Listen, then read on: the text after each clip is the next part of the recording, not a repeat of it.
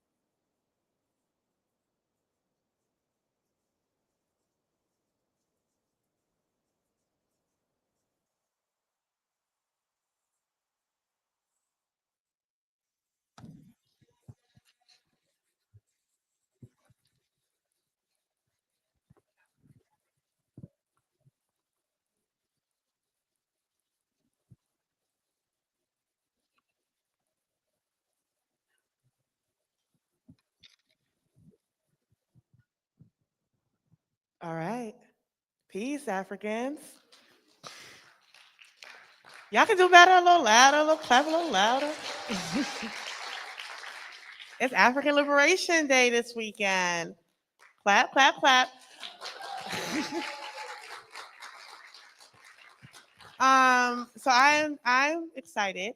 The first time I was ever asked to participate in African Liberation Day was 2019. It was right here in Baltimore, and it was a symposium. And that was the first time I had just joined BAP, maybe a couple months in, and I was asked to speak about what I'm going to speak about today. Why do we care about not just African Liberation Day, but Africa in total? So my name is Erikica Kanes. I am a member of the Black Alliance for Peace here locally. I'm also the national co-coordinator of BAP. I have been with this organization for a very long time. And one of the things that I truly value in this organization is the emphasis on connecting the domestic to the global, making sure that we have clarity on what's happening here in our local area, like Baltimore, for instance. And if any of you saw the webinar last night, then you know it's not significantly different from what's happening on the continent. And the struggles and the fight that we're waging here is not dissimilar from the struggles and the fight that's being waged on the continent for sovereignty, for self-determination, for liberated zones. Much of that is what we're trying to do here.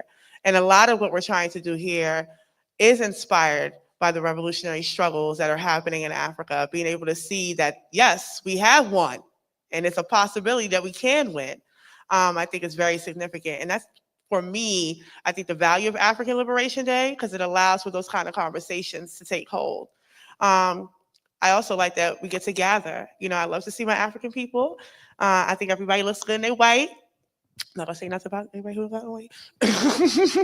But I say that to say that this is, for me, and also for BAP, this day is an emphasis on those struggles that we're having. One of our campaigns, initial campaigns, has been U.S. out of Africa, shut down AFRICOM. Because when we talk about things like Pan-Africanism, revolutionary Pan-Africanism, more specifically, for the fight for, or the political objective, rather, for Africa under United Socialist, one United Socialist Africa, right? Well, that political objective. When we have that discussion, oftentimes now, especially as we're seeing what's developing in the AES, folks are not talking about the conditions of why we have not reached Pan-Africanism. There's no real conversation around AFRICOM, not in the way that it should be. So as we're seeing folks talk about Traore or talk about the AES more, there should be an equivalent about discussions about AFRICOM and its role in sort of deterring any advancement that can occur, not just in the AES, but across Africa. So if we're talking about wanting to liberate our people, or if we have a clarity that until Africa is free, we cannot be free here, then we need to be raising and continuing to raise the issue of AFRICOM until it is no more. So yeah, I want to yield there, because this is not, my panel. And I want to pass it off to Jamila Alexander, who is the co-coordinator of BAP Baltimore and a member of the party.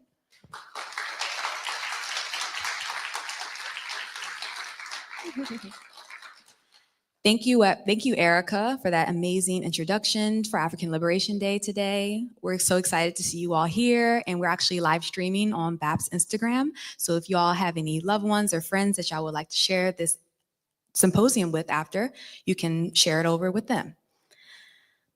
So I wanted to start by saying my name is Jamila Alexander. I am a work-study member of the All African People's Revolutionary Party. The AAPRP is a permanent, independent, revolutionary, socialist, Pan-African political party based in Africa. Inside of the AAPRP, we stress the importance of political education, and that is reflected through our work-study process. This process allows us to not only allow ourselves to decolonize other people, but also ourselves, which is the most important component as a revolutionary human being, correct? Or incorrect, right? We cannot be telling people or sharing with them about history or trying to teach them about their conditions if we're also not trying to figure out inside of ourselves how the country that we've grown up in, or the world of imperialism that we've been infected by, right, how that impacts us. So we're really, really important on decolonizing ourselves, reaching our consciousness, and really rejecting all aspects of liberalism that's reflected through our work study process in the AAPRP. So before we start this symposium, I would like to share a little bit of history with you all and ground the room on the purpose of African Liberation Day. African Liberation Day was born in Africa, founded in 1958 when Kwame Nkrumah convened the first conference of independent states held in Accra, Ghana. It was intended by 8 independent African countries at that time. You have to understand that Africa was dealing with colonialism, settler colonialism, imperialism. It was ravaged. We had experienced enslavement. We have experienced our land being stolen, our resources being stolen. And still today, you see many of the impacts of imperialism and neocolonialism on the African continent. And this is really, really important why we have African Liberation Day, but I'm gonna get back into the history. So during this conference, this convening, on April 15th, it was declared that it was going to be Africa Freedom Day. This was going to mark each year onward to the progress of the liberation movement and to symbolize the determination of African people to free themselves from foreign domestic exploitation. Between 1958 and 1963, the nation-class struggle intensified in Africa. In the world, 17 countries in Africa won their independence, and in 1960 it was proclaimed the Year of Africa. Further advances were made with the defeat of US imperialism in Asia and Caribbean nations. On May 25th, 1963, 31 African heads of state convened a summit meeting to found the Organization of African Unity, better known as OAU. They renamed African Freedom Day, African Liberation Day, and changed the date from April 15th, as we stated before, to May 25th. Today, we're meeting to celebrate African Liberation Day, but we have a webinar on May 25th that we all encourage you all to check out. Go to africanliberationday.net. So, May 25th, African Liberation Day, right? The US, French, British, and Portuguese, Dutch, Belgian imperialists respond to these attempts to express self-determination by doing what they do best. They assassinated revolutionary leaders. They spread their troops around the world, spreading covert attempts to destabilize African nations, not only on the African continent, but also inside the Americas. Today in 2025, the OAU transitions into the African Union, and that body is controlled by the same neocolonial forces that our founder Kwame Nkrumah described in his book, Neocolonialism, The Last Stage of Imperialism. So what does this history tell us? African Liberation Day is not a holiday. It never has been. It's a battle cry. From across the African world, our continent, our nations in the Americas, our African people that are trapped inside the imperial cores inside the US and Europe. We call for organization among the poor, the workers, the elderly, the youth, and all African people, no matter their gender, their sexuality, their religion, their birthplace, their language. It doesn't matter. We want us all to unite against imperialism, backstabbing liberalism, and neocolonial drainage. We have to get organized, Africans, period.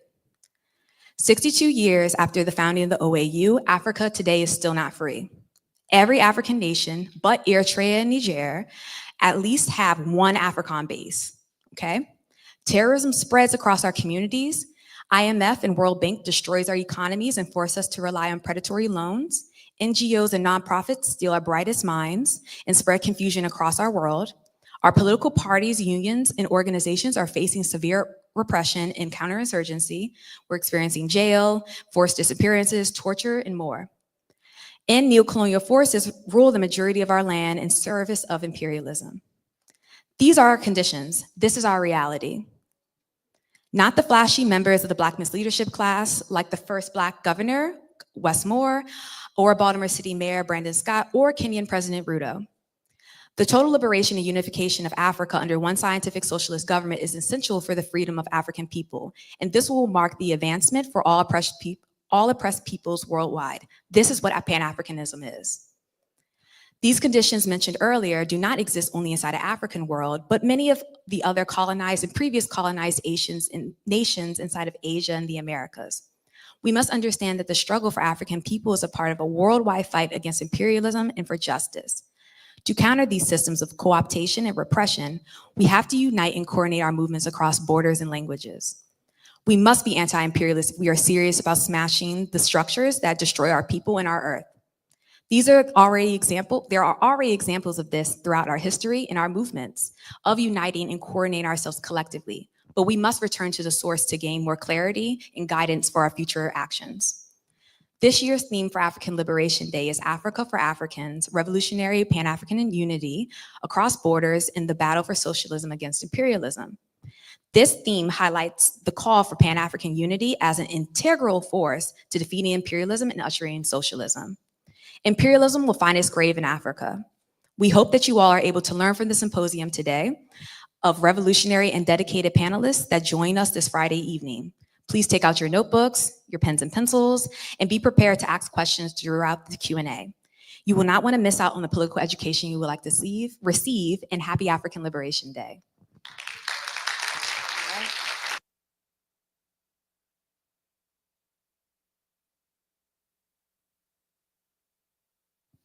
Okay, so I'm gonna ask for our first panelist to come up and our first moderator.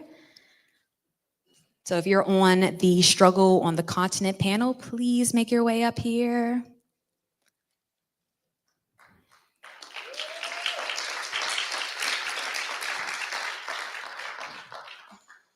Yeah, y'all can sit however you want. Yes.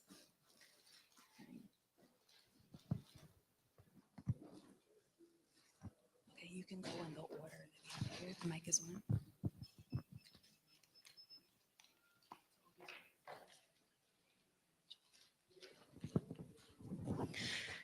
Peace, comrades. This panel is called Struggle on the Continent. Our three panelists are esteemed organizers, and I will be making their introductions shortly. The African continent is massive, and the dynamics change from country to country and region to region.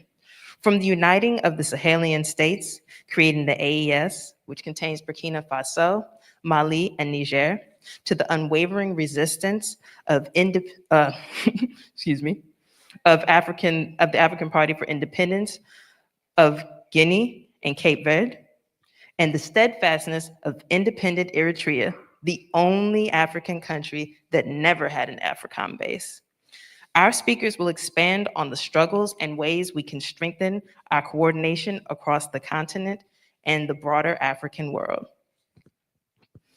Our first speaker is Obi, a member of the All African People's Revolutionary Party, Black Alliance for Peace, Baltimore, and the Coalition for the Elimination of Imperialism in Africa, which recently had a delegation to the AES in June of 2024. He currently resides in occupied Piscataway territory, known as Baltimore, Maryland. Our next speaker is Mikel. Mikel is a computer science graduate currently pursuing a master's degree in political science, where his academic and personal work intersect around African liberation, anti-imperialism, and revolutionary development. He currently serves as a staffer across various departments at the Embassy of the State of Eritrea, supporting diplomatic initiatives rooted in self-reliance, sovereignty, and principled internationalism. Born in Eritrea, Mikel immigrated to the United States at the age of 13 and has lived here for the past 22 years. While Eritrea remains the core of his identity and lifelong commitment, he also embraces the United States with its diverse communities and people as his second home and extended family. As an activist and advocate for all Black and African struggles worldwide, Mikel is deeply passionate about ending Africa's neocolonial era and building a future defined by dignity, independence, and African-led transformation. He is a firm believer that liberation is not just a political ideal, it is a lived commitment. And lastly, we have the good brother Chalky Irving. At the age of 83, Chalky is perhaps the eldest male member of the All African People's Revolutionary Party. Chalky grew up in a housing project in North Philadelphia. I know that's right. After leaving the US military in 1963, amen to that, he moved to the San Francisco Bay Area. During the time period of 1963, the Black Panther Party was non-existent. They were formed in 1966 in Oakland, just across the bridge from San Francisco. Chalky did not join the Black Panther Party during those years, but always thought of himself as a radical. At least he talked about revolution, but did not join any organization. After returning to Philly 12 years later, he discovered that his youngest brother had been a member of the Black Panther Party in Philly, but was now associated with a group called the All African People's Revolutionary Party. His brother invited him to a gathering in Washington, D.C.'s Malcolm X Park called African Liberation Day. Chalky was very impressed with the messages he heard, especially after later reading a book entitled The Philosophy and Opinions of Marcus Garvey. Garvey's statement, "A race without power and authority is a race without respect," awakened him to what is needed to enable a people to have power and authority: organization. That's all he needed to know.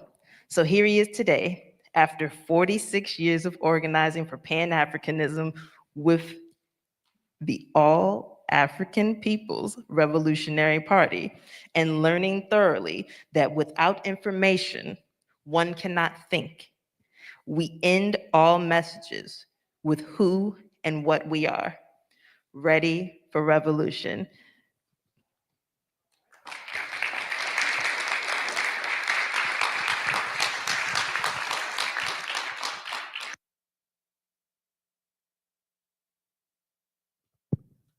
Okay, can you hear me? All right. So thanks for the introduction, Sheena. As said, I'm Obi. I want to thank everyone in attendance, both in physical form, online, and in revolutionary spirits. I want to thank the organizers for my inclusion on this panel. So today I want to talk to you about an exciting development. I mean, we've heard of it, the Alliance for Sahelian States, which is now the Confederation of Sahelian States. And in the future, it will be the Federation of Sahelian States. So, but before I want to get into that, I want to talk about something that's very important. This word has come up a lot, and that's neocolonialism. So neocolonialism is the primary contradiction. So it's the primary struggle in Africa today. As mentioned, Nkrumah wrote a book about neocolonialism where he called it the last stage and perhaps the most dangerous stage of imperialism. The old colonial model, where you had boots on the ground and actual colonial governors and all that, has given way to a new colonial model, a neocolonial model, where on the surface, the state appears to be independent. It can even have its own flag, its own national anthem, and all these things. But instead, in reality, the economic, political, and military policy is directed from outside. So there's some examples of neocolonialism, for instance, in Nigeria. So in Nigeria, the economic policy there is wholly dictated by the whims of the international finance, to the point where you can read Nigerian economic policy in the Financial Times before the president even says it. And President Tinubu was leading the charge to invade Niger after the popular coup in 2023. And he wasn't doing this on behalf of anyone else but France and the US. So another example of neocolonialism would be in the DRC. So President Chikadek, or Chikedi, I was practicing, sorry about that.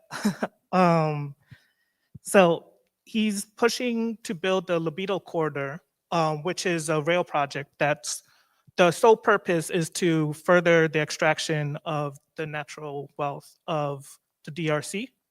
And this isn't for the people of the DRC, even though it's framed like this.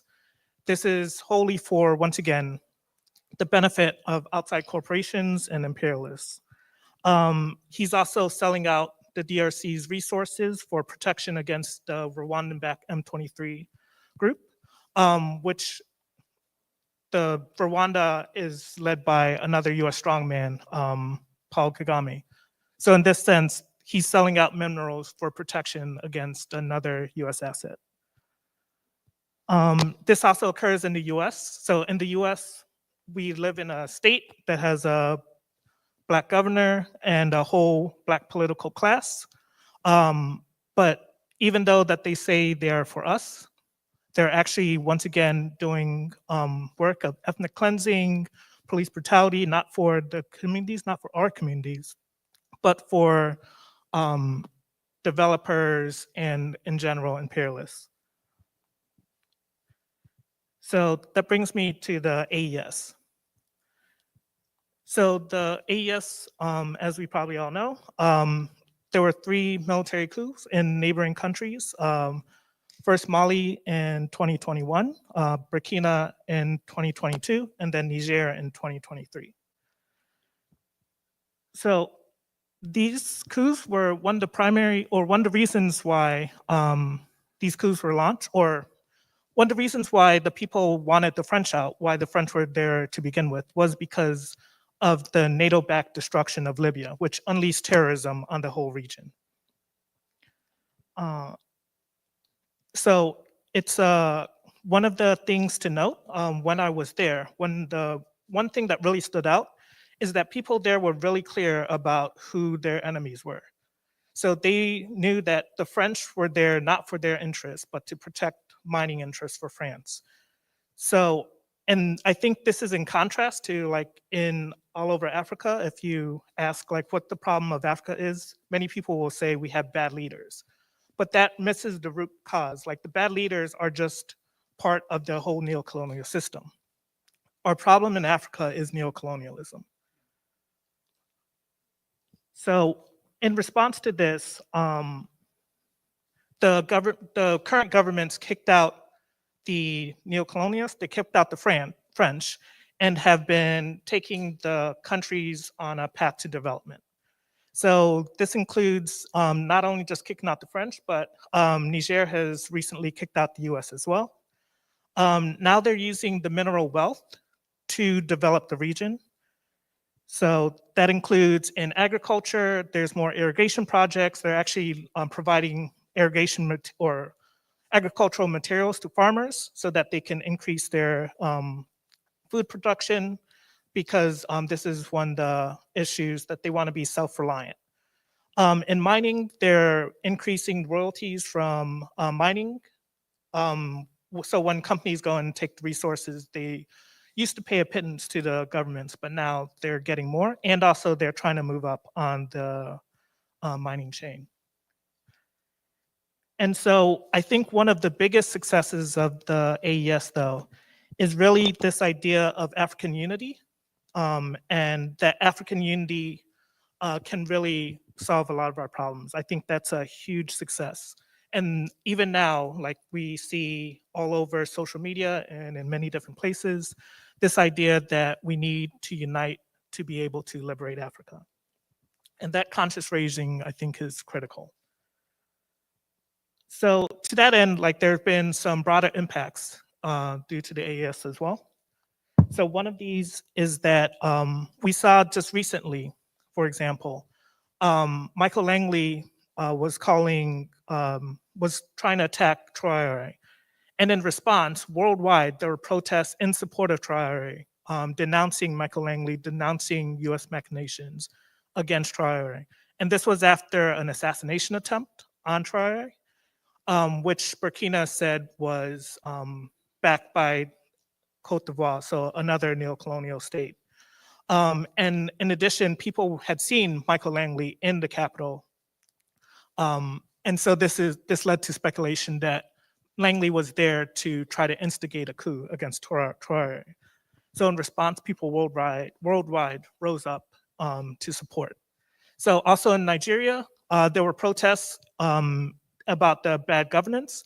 But one of the curious things about the protests is that you saw Russian flags popping up. And this was completely in response to what was going on in the AES.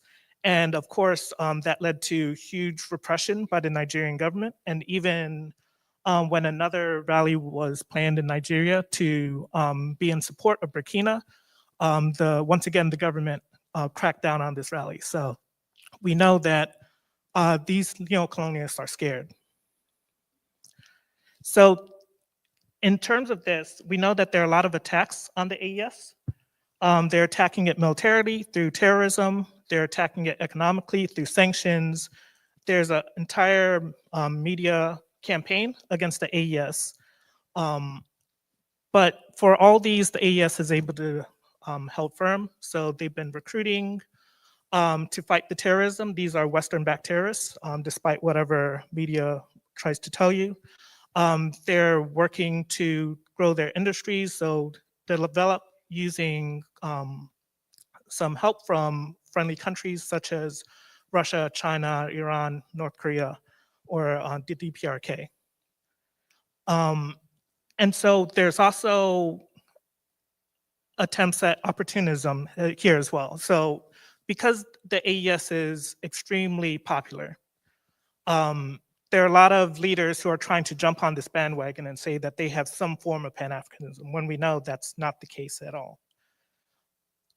I think, so in closing, I just want to wrap up. So the AES really presents a framework for the unification of Africa. So I think one of the takeaways really is the success of the AES is because they understood who their enemy was. They understood that neocolonialism was rampant on the continent and that they had to deal with that before they could make any progress. They understood that unity was strength. So if we are united, we are strong. But one thing, that's a common retort, but one thing we have to understand, unity presupposes organization. We have to be organized. Without organization, we can't be united. In AES, you met people, they would be in some form of organization, so not just radical and political formations, but women's unions, student unions, just everyone was also in organization. And so I think in that sense that we need to be organized. We need to stand together, we need to fight against neocolonialism, we need to support the AES, and we need to fight for the liberation of Africa. Thank you.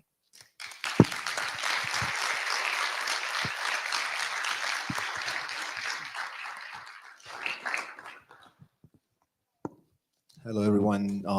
My name is Mikhail. I'm here from the Embassy of the State of Eritrea.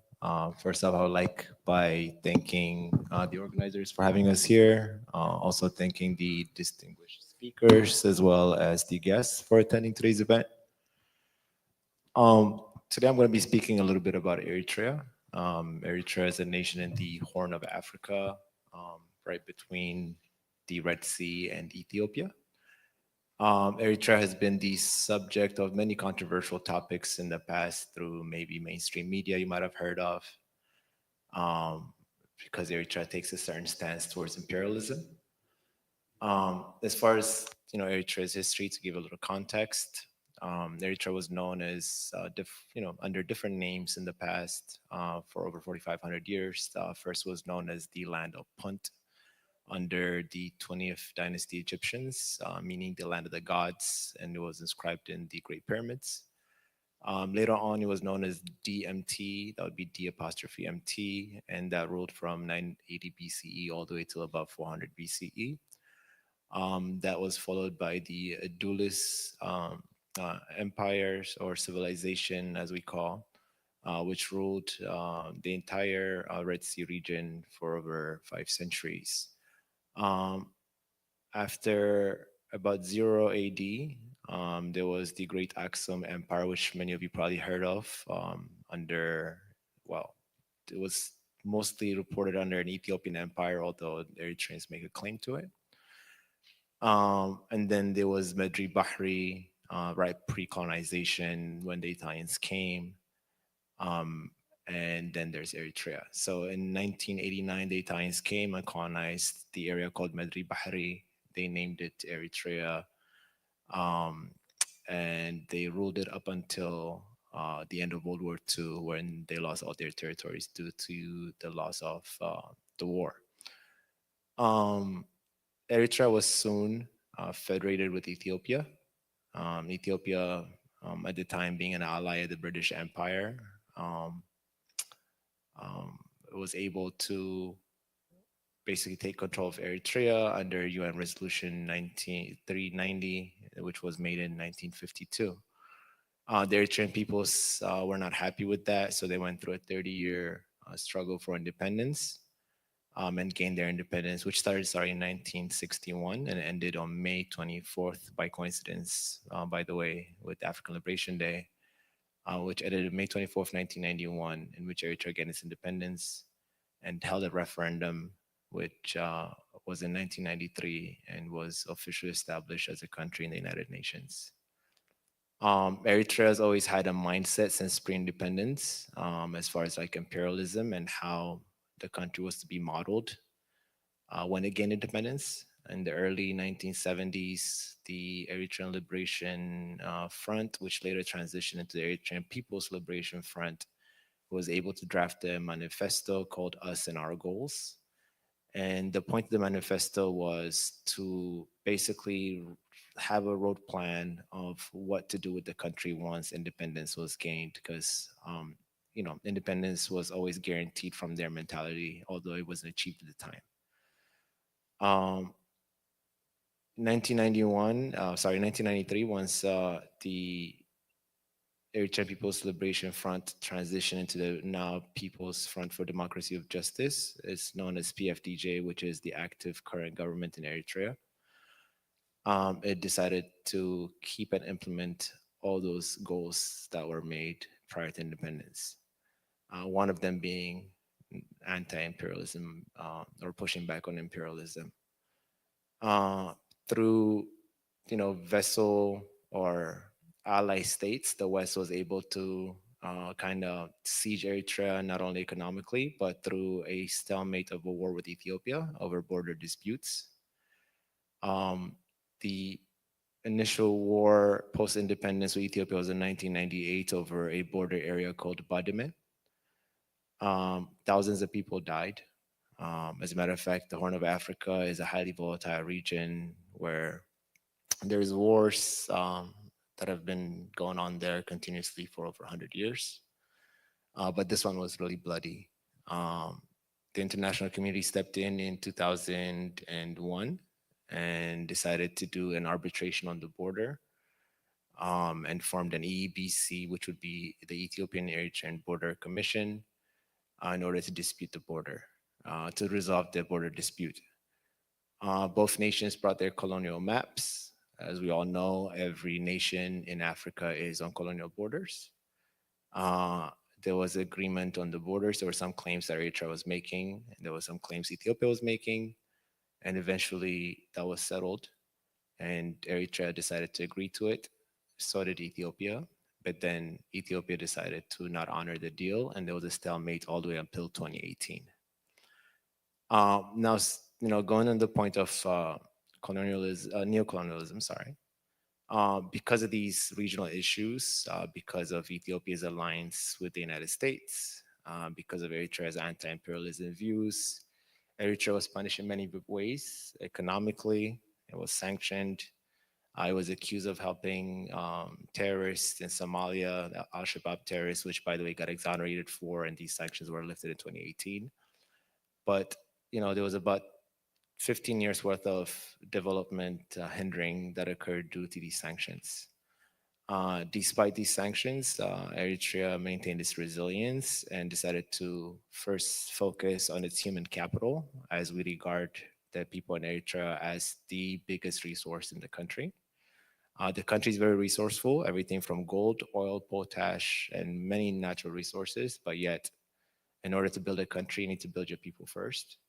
So Eritrea highly emphasized and focused on the social indicators of its people. So building schools, building hospitals, making sure literacy rates are high, making sure life expectancy is high, child mortality is low, access to clean water, and all these things.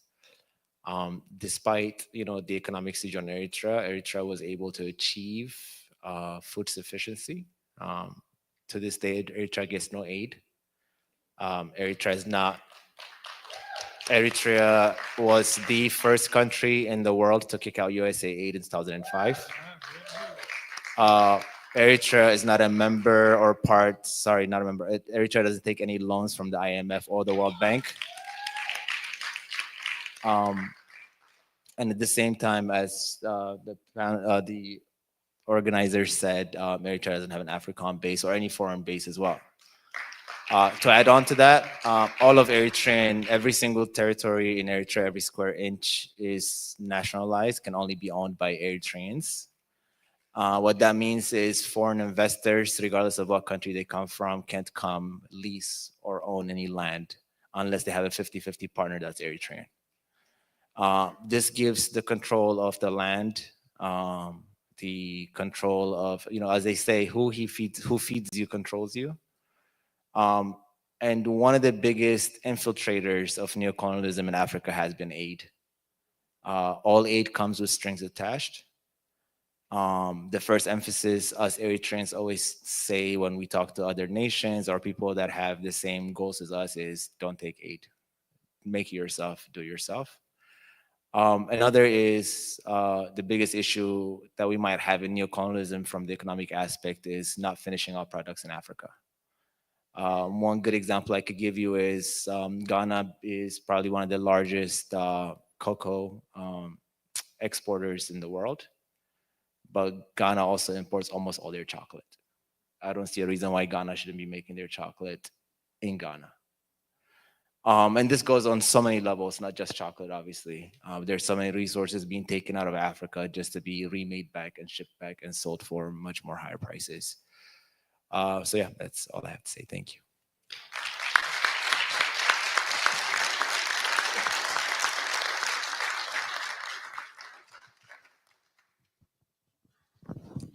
And lastly, we will hear from Chalky. Thank you very much, Mikhail. Thank you, comrade. After that bio, I guess this is going to be a letdown.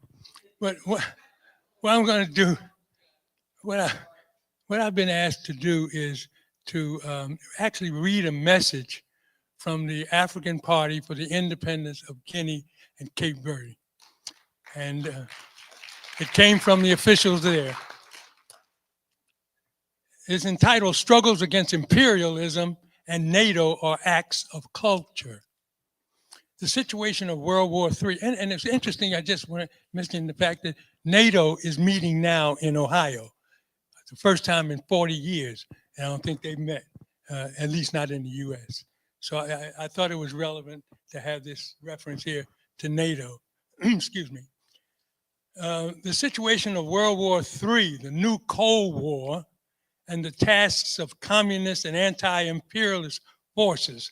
World War III is not an event, but rather a process. The wars in the Congo, Yemen, Sudan, occupied Palestine, NATO's expansion, and its war against Russia, coupled with systematic sanctions against scores of countries and blockades against Cuba and provocations of new Cold War, quote unquote, against the PRC of China, People's Republic of China, the PDRK, People's Democratic Republic of Korea, that have roots in capitalism manifested in the forms of Zionism, hyper-imperialism, and its last stage of neocolonialism, hyper-imperialism. And they're losing in the areas of production, finances, and checkmated militarily. In short, the monopolarism of the dollar is losing to multipolarism.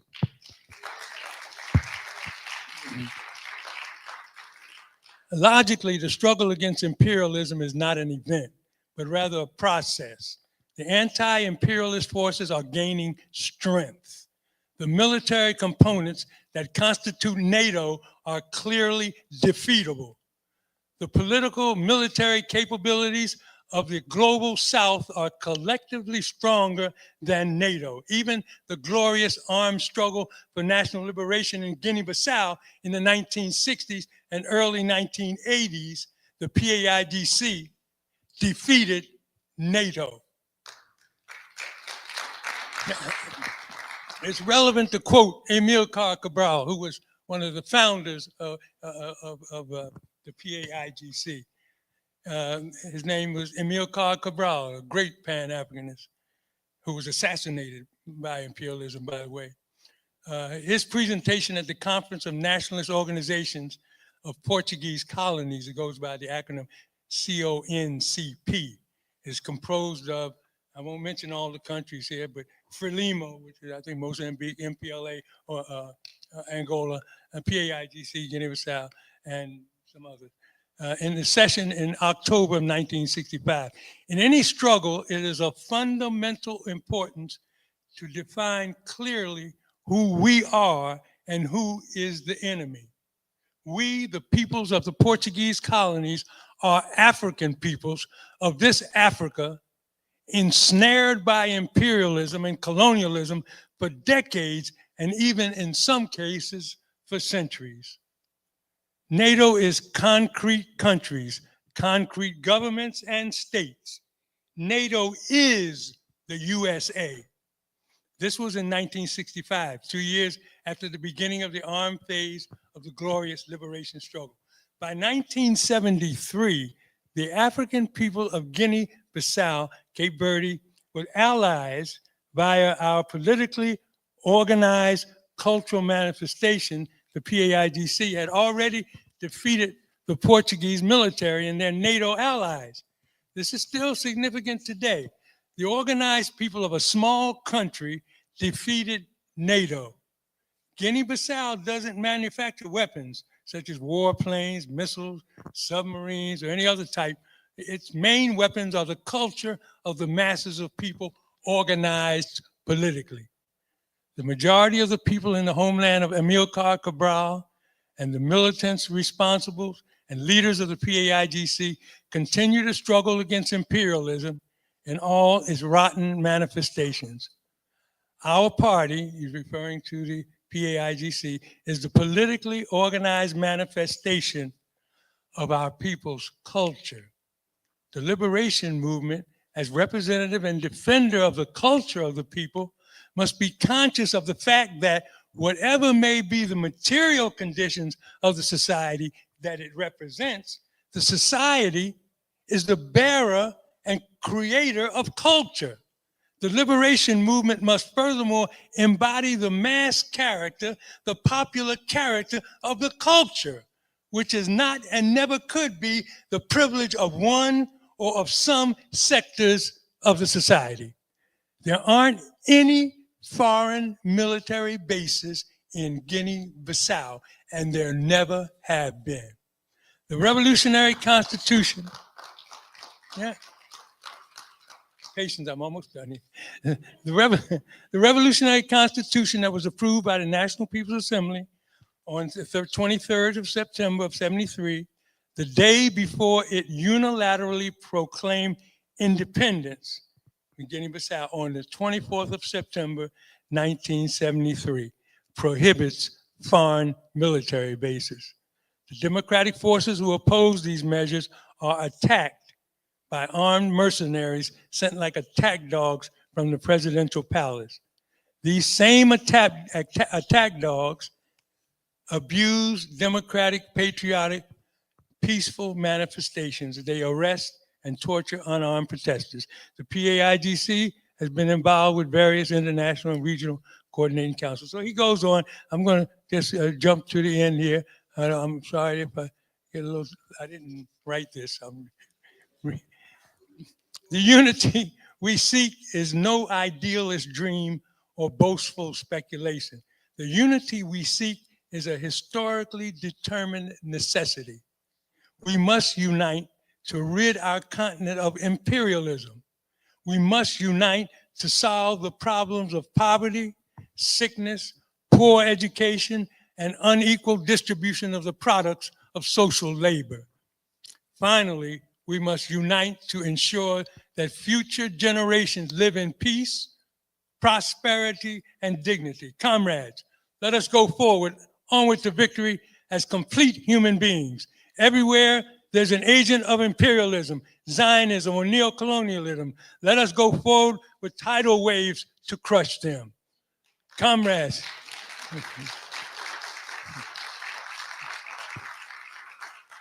Two sentences, I swear. Two. Comrades, let us go forward, onward to victory as complete human beings. Everywhere there is an agent of imperialism, Zionism, or neocolonialism, let us go forward with tidal waves to crush them. Death to imperialism, death to capitalism, death to NATO. A luta continua, a vitória e certa, onward to victory, ready for revolution. Thank you.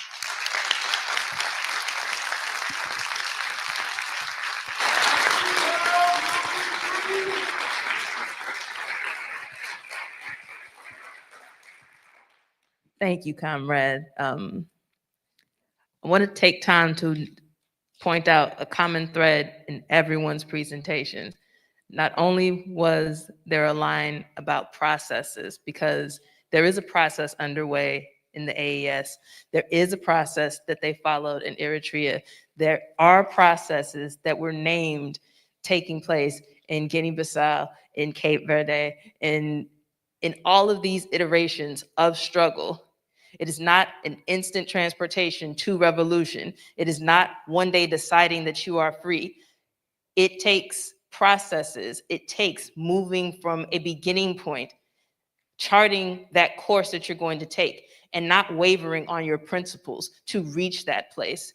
But it takes something everyone also said, organization. Everyone spoke to those processes that are essential, vital, and necessary to a liberation struggle. I'm going to now open it to audience questions. If you have a question, please raise your hand, and Jamila will get to you with the microphone.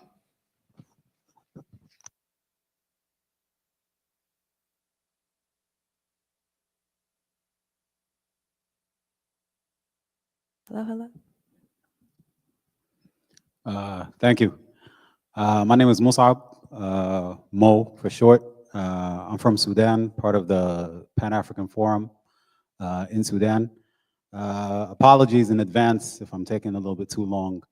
But as you can imagine, you know, being from Sudan and what's going on over there right now, it's a very dire situation. And, you know, Sudan connecting West Africa with North Africa, the Horn, and East Africa is kind of, in a way, a central point of the region. So, you know, I have questions for all three. I don't know if that's even allowed or not. We have 15 minutes altogether? Oh, okay, okay. Okay, real quick with Obi, the analysis and looking at Sudan, in my view, in my analysis, it's more of a typical neocolonial state. And, you know, if any proof of that is, you know, Netanyahu's, the new Middle East map, putting Sudan in there. So how are you looking at Sudan and especially its connection with the AES as far as militias and cross-border militias and stuff like that? If you can just shed some light on that. Mikkel, my question for you is basically, you know, 2018, we had such a high point of unity in the Horn of Africa, where we had Eritrea and Ethiopia and Somalia showing solidarity together. And even, you know, after the TPLF war and all that, Ethiopia kind of, you know, unraveled Western coercion in the area and stuff like that. How can Shabia kind of like play a role in bringing back that unity and bringing back that unity in an anti-colonial way and to kind of push back against it? Baba Shaki, the moment right now of kind of Western isolation and retraction, it seems like it gives an opportunity right now for an anti-colonial discourse, not only on the continent, but in the diaspora as well. Like what, like from your view, what are some of the ways or general discourse that can happen, you know, in the diaspora to kind of push that and kind of end that kind of imperial 70 or 80 year run since after World War II? Thank you. We're going to start with Obi since you were asked first, and we're going to work down the line. Oh, you want to?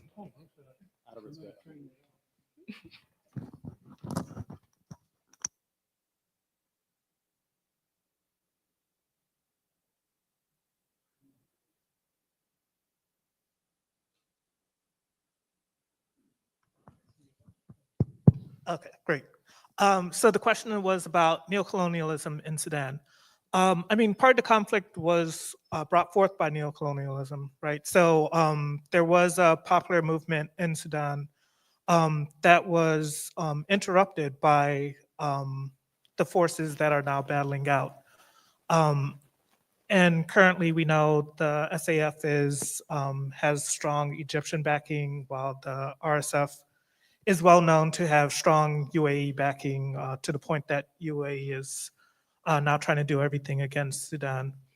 I think it's hard in a war like that because on the one hand, you understand that the people in Sudan are kind of understandably pushing for the SAF to like at least finish this phase of the struggle. But the struggle has to continue. So it would need to get back to the, and I'm sure the people of Sudan are already working on this.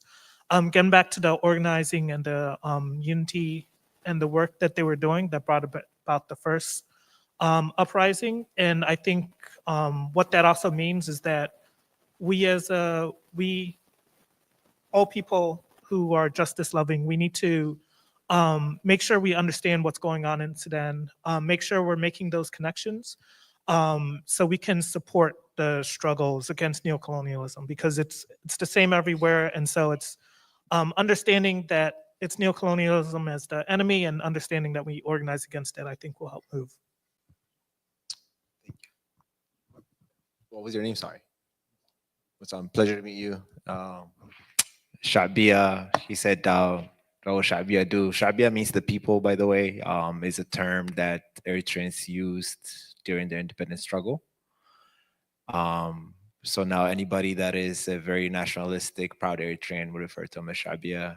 The government refers to as Shabia as well because we call it the People's Party. As far as Sudan, very sad. Sudan is a very good friend of Eritrea. It actually played a very integral role to the independence of Eritrea. A lot of the logistics, a lot of the, I guess, importing of the weapons and whatnot were done through Sudan to help Eritrea's independence at the time.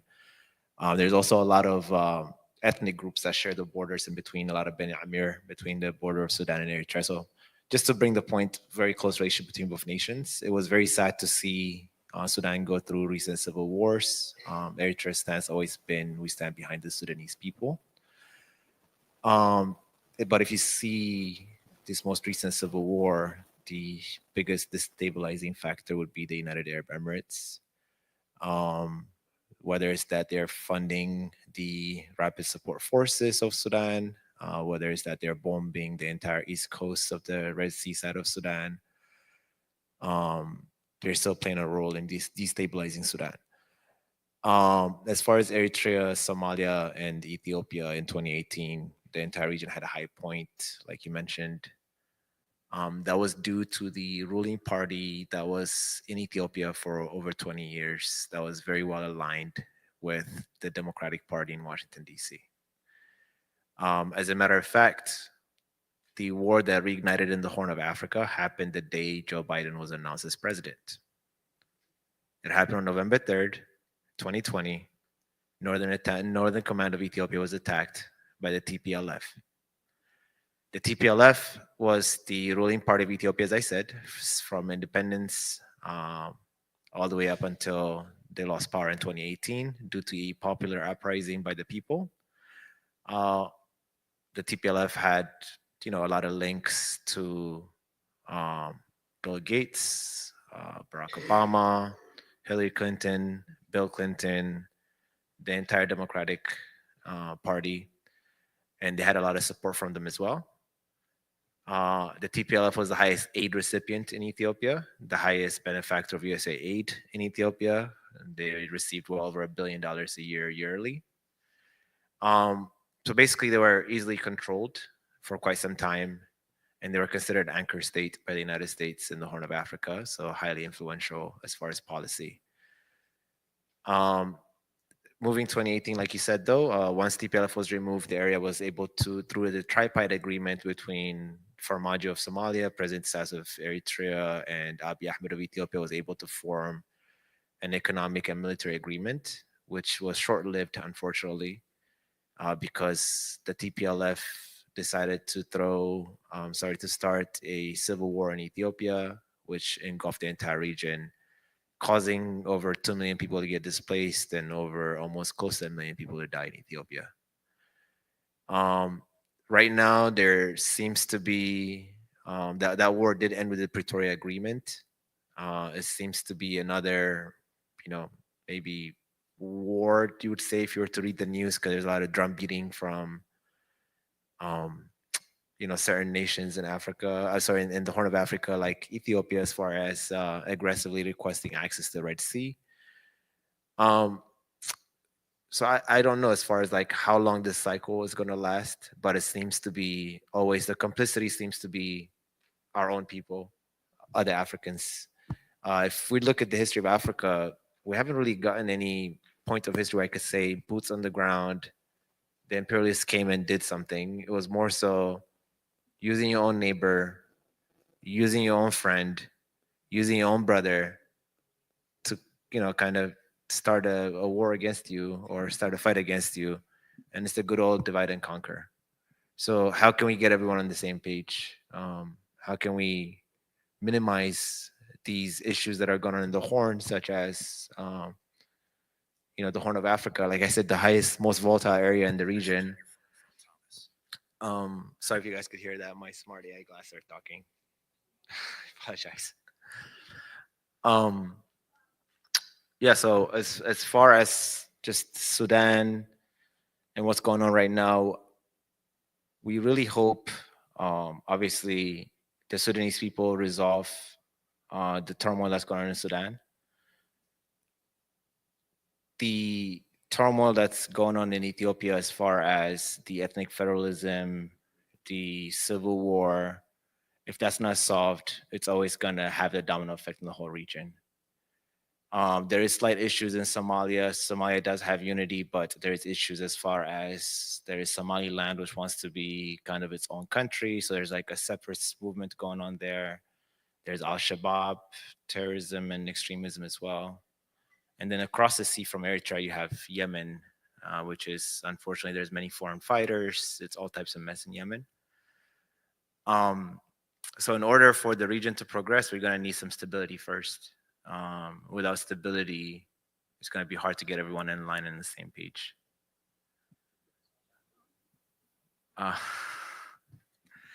Thank you.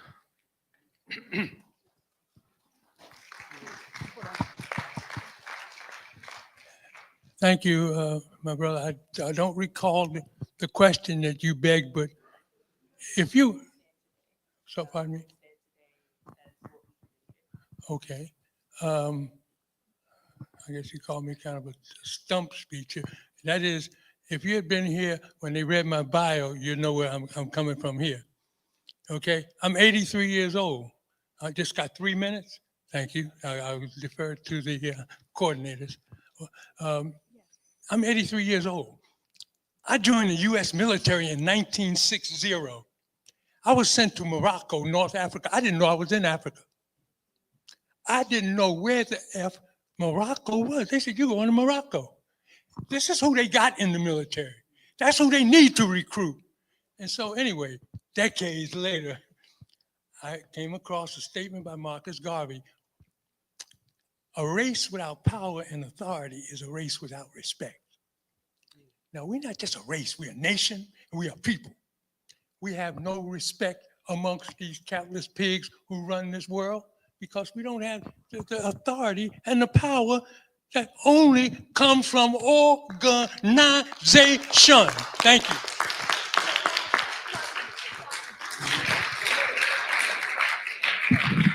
Oh, Chalky, I'm gonna get my question. It's just for Chalky. Thank you. If you can, it's can you explain the relationship and the connection? I can't remember the term between the APRP and the PAIGC and the significance of it. Okay, thank you. The PAIGC, one of the members is actually on our central committee of the All African People's Revolutionary Party. One of the leadership, I had his title, but I edited that out. So we consider the PAIGC one of the real models for African nations to follow. And this is primarily, we've actually joined with the PAIGC.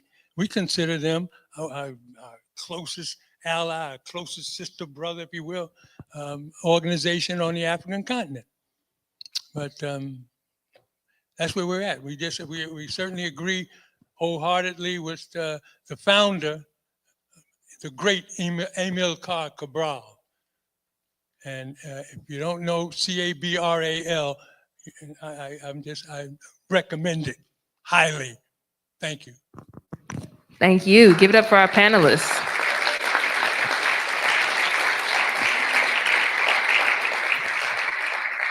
I'd like to wrap it up by saying there's one thing Africans must organize. So thank you all, and we'll be moving to the next panel.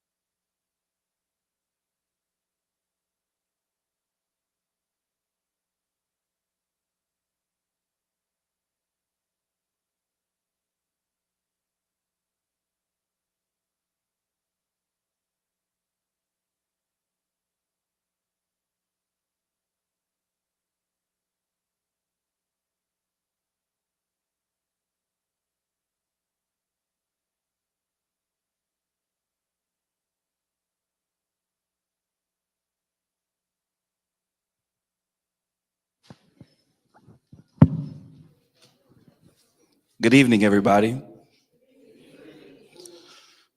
I'm Petros Bayen. I'm going to introduce our speakers, and we're going to get this show on the road.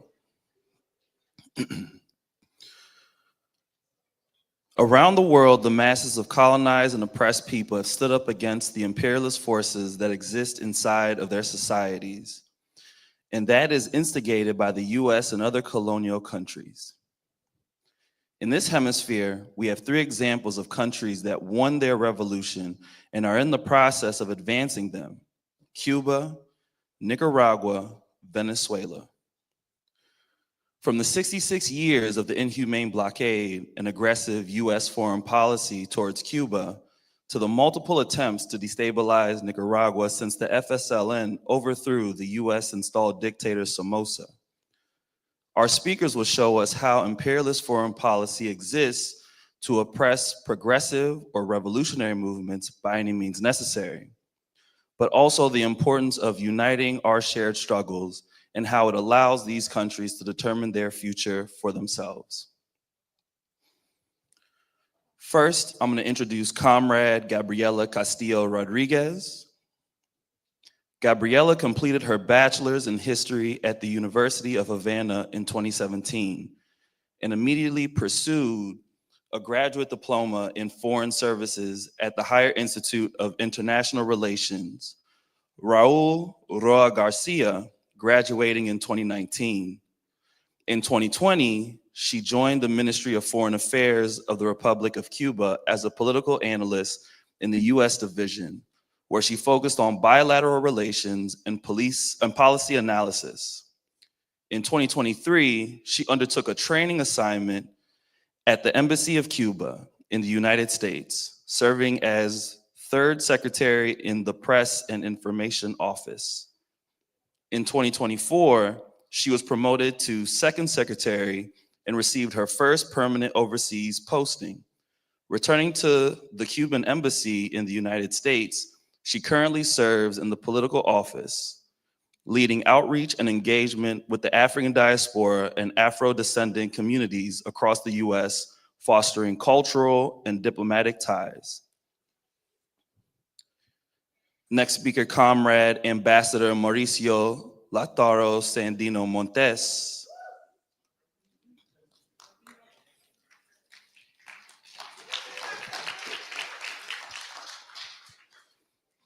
Comrade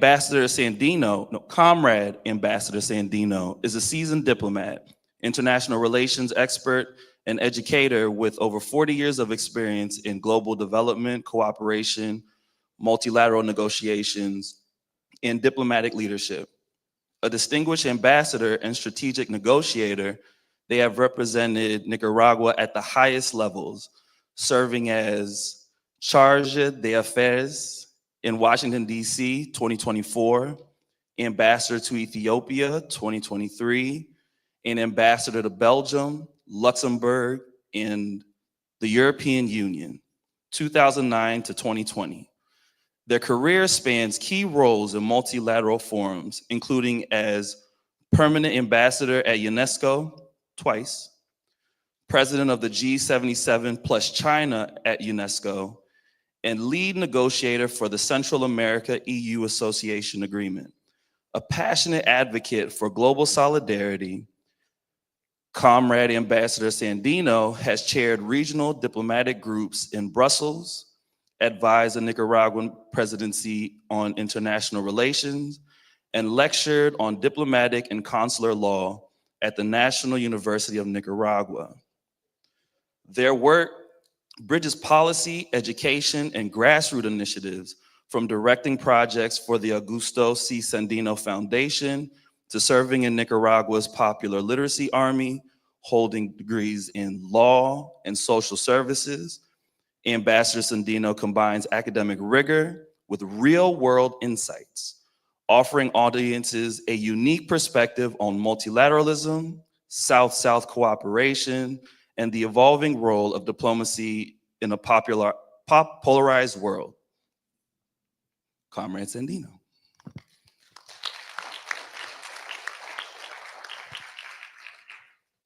Comrade Netfa Freeman. NETFA is an organizer in Pan-African Community Action, PACA.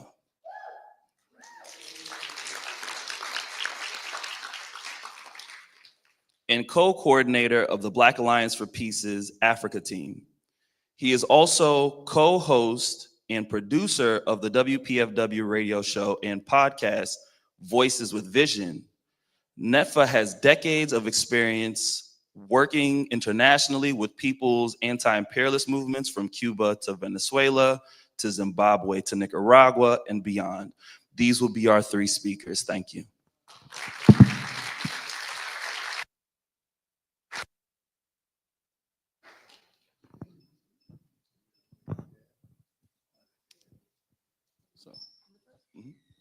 Yeah, you're first, second, third. Here.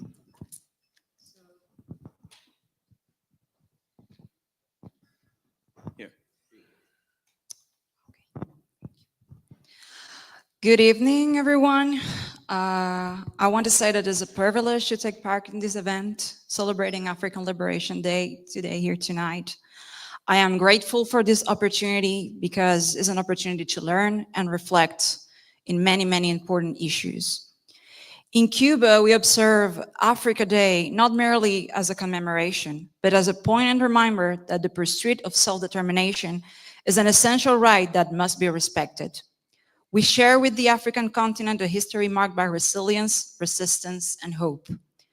The horror that was the transatlantic slave trade, which brought millions of Africans to the shores of the United States, Cuba, and other Caribbean countries, also gave us the traditions and legacies of resistance that contributed to the formation of the vibrant African descendant community we are today. For decades, we have developed and sought different ways to connect, not only with the African continent, but with each other, to break the chains of slavery that have sought to reproduce itself time and again in the global South.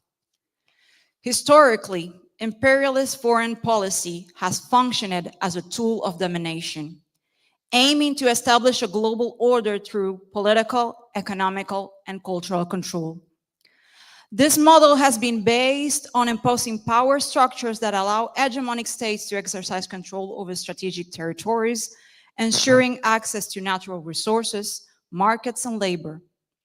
From colonialism to modern military interventions, this approach has sought to shape international dynamics according to the interests of the dominant powers.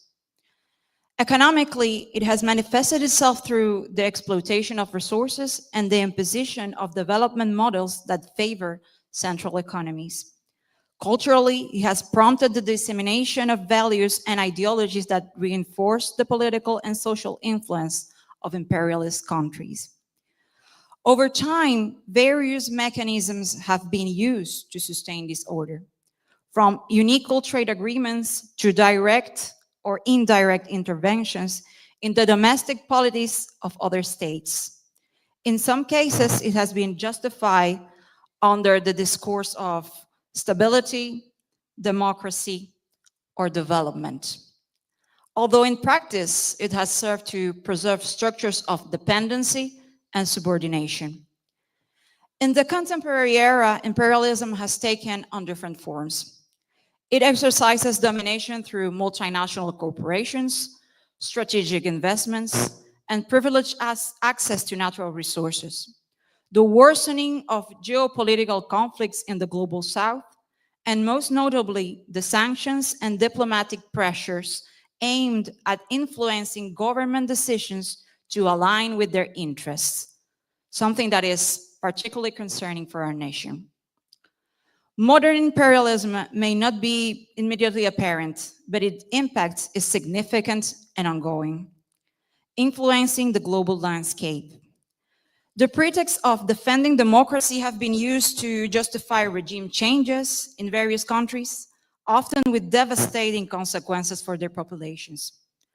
For Cuba, this context is deeply personal because since the triumph of the revolution in 1959, we have been a constant target of these strategies. The economic, commercial, and financial blockade that Cuba has faced for more than 60 years is the longest and most comprehensive system of sanctions in contemporary history. The initiatives were first outlined in a memorandum by Lester Mallory, former Assistant Secretary of State for Inter-American Affairs in 1960. For those who are not familiar with the details of this memorandum, I will quote the excerpt that best articulates the true objective of the sanction systems against Cuba. And I quote, "The majority of Cubans support Castro. The only foreseeable way to weaken his internal support is through disenchantment and dissatisfaction arising from economic malaise and material hardship. To that end, all possible means must be rapidly employed to weaken Cuba's economic life. This course of action, being as skillful and discreet as possible, will achieve the greatest advances in depriving Cuba of money and supplies, reducing its financial resources and real wages, causing hunger, desperation, and the overthrow of the government." To this day, I can assure you that the objective has not changed. The strategy has included both the provocation of hunger and hardship among the Cuban people and the emphasis on the Cuban government's inefficiency as the alleged primary cause of these difficulties, rather than attributing it to these external sanctions. Therefore, those who deliberately or through ignorance downplay the blockade or simply consider it a pretext used by the Cuban authorities to justify their shortcomings and errors become complicit in this policy. The blockade against Cuba appears to be an arbitrary measure, but it is not without purpose if it is understood as a deliberate strategy to achieve a specific criminal objective. To undermine the will of the majority of the citizens of my country that is resolute in its decision to exercise its homeland sovereignty. The objective of the blockade is to strangle the Cuban economy and to discredit the Cuban revolutionary project. The impact of this issue is extensive, affecting various aspects of daily life, including health, education, access to food, and technology.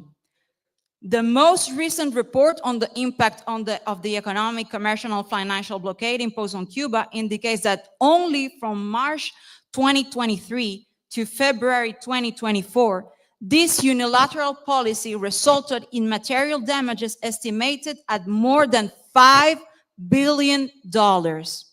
The impact of the United States blockade on Cuba's finances over the past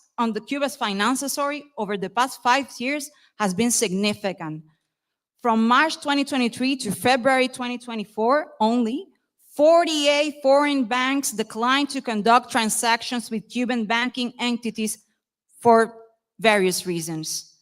From January 2021 to February 2024, there were 1,064 reports of actions by foreign banks refusing to provide service to Cuban entities. These actions included transfers to purchase of food, medicine, fuel, spare parts for the national energy system, as well as essential consumer goods for the population in Cuba.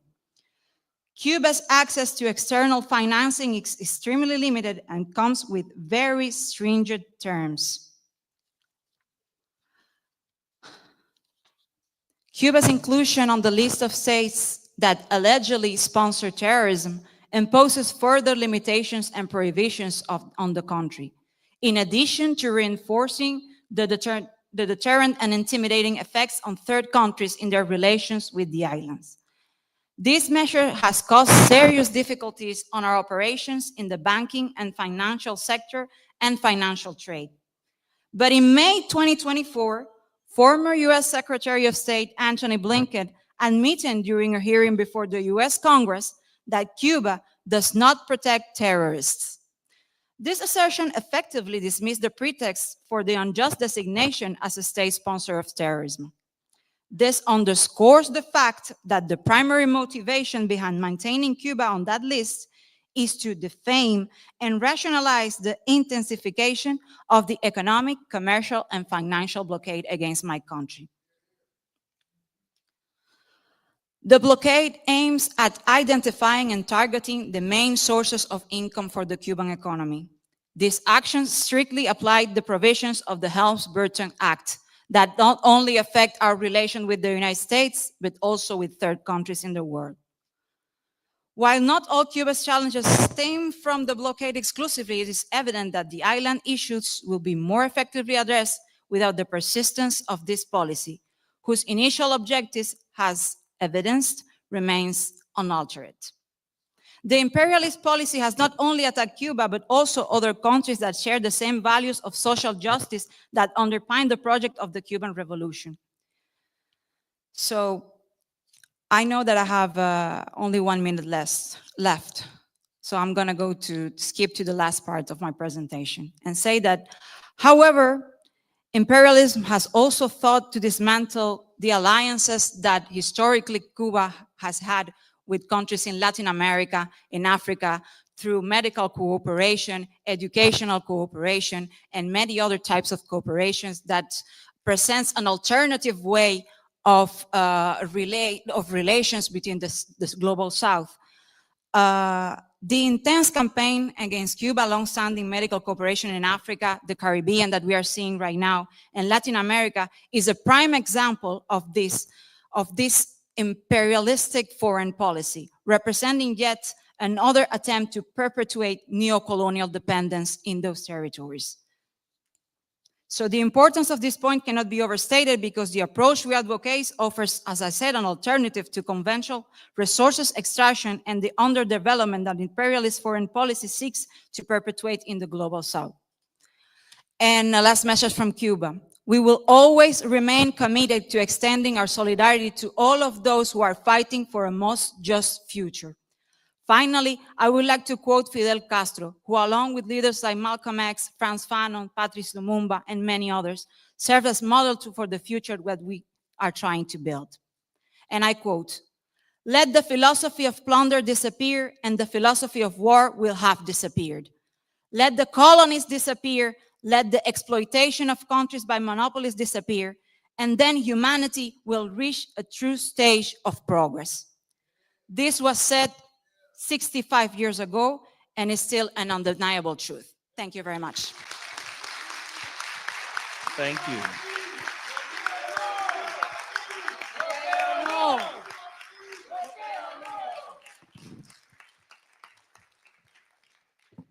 Comrade Sandino.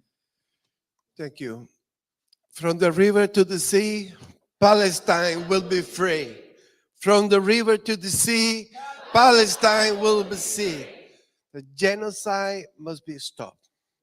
That's it. There is no other alternative for the world, for humanity. When I was driving from DC here, I was thinking, what should I share with my sisters and brother here in the African Liberation Day? So I was thinking on the theme of the panel, the global anti-imperialist movement.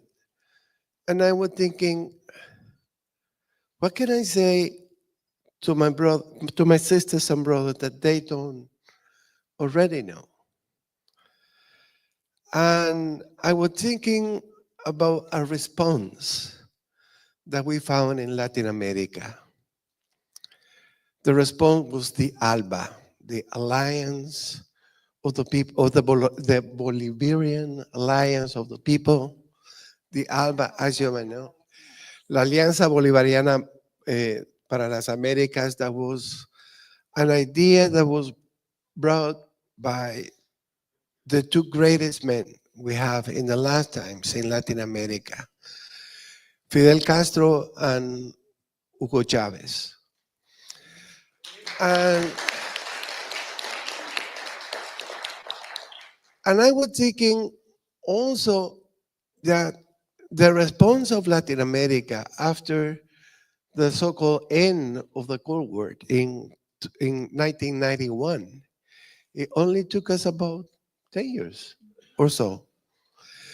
So thanks to Fidel Castro and Hugo Chavez, they were thinking, what is the difference that we can make in order to get the justice to be established in the first stage in Latin America. And then maybe by our example, to go to other areas in the world.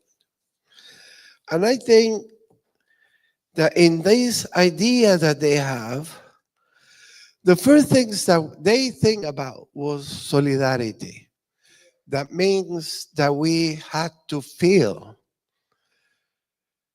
the suffering and the desires of our fellow brothers and sisters, or sisters and brothers. And I was thinking, another good guy tell us about that a long time ago. His name was Ernesto Che Guevara, you know. And then they said, besides solidarity, we have to find something else. And that was complementarity. That means that with the things that I don't have and you have, you share it with me, you know? Then they were saying justice. We should bring justice.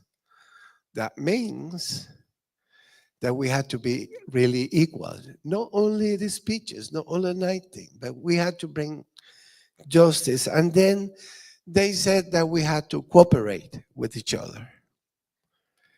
In that sense, they decided, and they add something else, and they said, let's make our cooperation, our solidarity to make an alliance that is politically, economical, and social in order to defend independence, the self-determinations, and the identity of the peoples.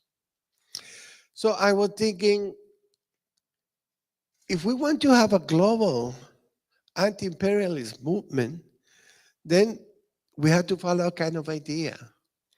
And that's the idea that the ALBA brought for the Latin American countries.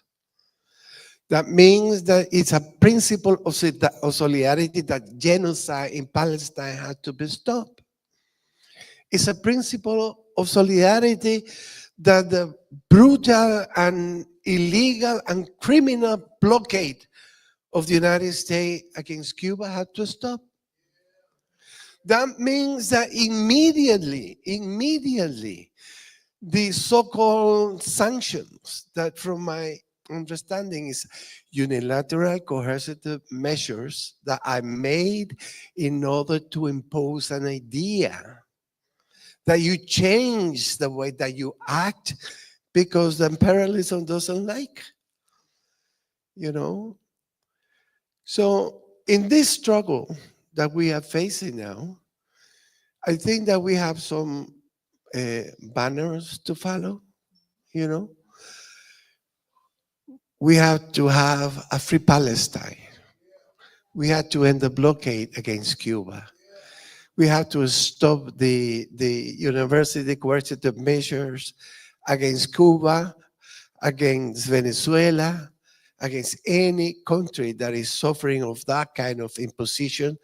Why? Because we have the right and we deserve the opportunity to decide by ourselves what we are going to do and what kind of social system we are going to have. In Nicaragua, we have been making changes. We have been developing a new way of democracy. It's changing. See, Nicaragua is the country that had the most women in ministerial position. Now we have 2 co-presidents. By the way, it's a man and a woman. Ooh, what a change of democracy. What kind of the parameters that we used to have. Perhaps because we had to find our own way of doing things and because we had the right to decide how we are going to make our country going. For what? For development, for the well-being of the people. And that's why Hugo Chavez and Fidel Castro told us long time ago.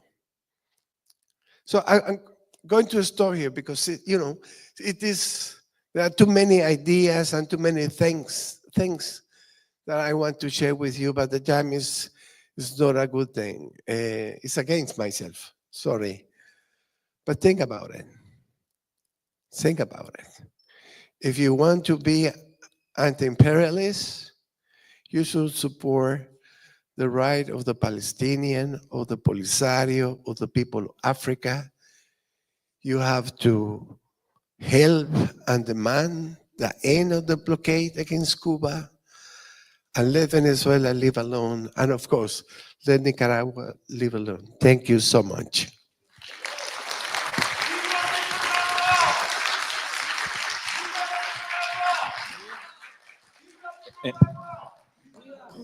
And now, Comrade Netfa.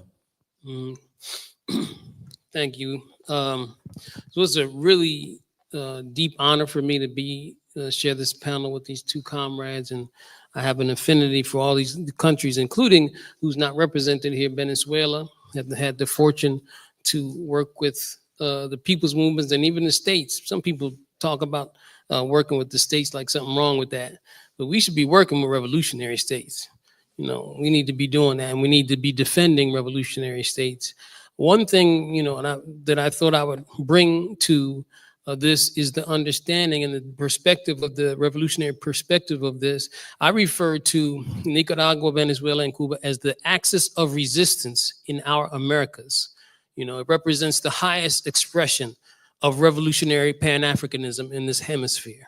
These countries, these movements, the states and revolutions they've built represent the highest expression of Pan-Africanism, revolutionary Pan-Africanism, and socialism and anti-imperialism in this hemisphere.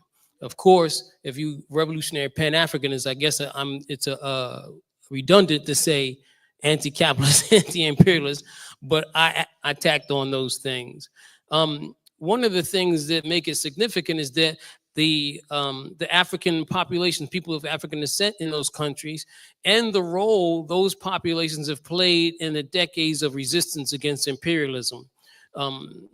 And so what we see here are revolutions that are enduring, that the people, the imperialists, have had to design special means of destabilizing and regime change. We call it a multifaceted, protracted war against the people of Cuba, Venezuela, and Nicaragua. And that protracted war at its most insidious is in the battle of information. They use misinformation, half-truths, and outright lies against these countries, and we have to be aware of them. And they're in a position right now that they can't just go in and invade. I think that's just not they haven't been in a position to do that and be able to justify it. So that's why the imperialism is using these tactics that we see. You heard Sister Graciela talk about a lot of it in terms of the sanctions. Imperialism is refined as most counter-revolutionary strategies that we see being used, and tactics we see being used all over the world. The most modern ones, I would say, against Cuba. And now they just use them, of course, against Nicaragua and Venezuela, but also around other places in the world. Imperialism, U.S. imperialism in particular, actually, when we talk about the sanctions, they codify their regime change operations, or the regime change policies, into law. The United States government has laws passed by the House and the Senate that are about regime change. Under spreading democracy. For Cuba, it's the Helms-Burton and Torricelli. For Nicaragua, it's the Renacer Act. And ironically, they won't call it the Renacer in Spanish. It means like rebirth or revival, right? And so what they're talking about there, and this is the thing that they is, I mean, I'm projecting, I'm telling what they're interpreting, what they mean. They want to bring back the days of Somoza and also Chamorro, you know, and want to see if they can bring that back.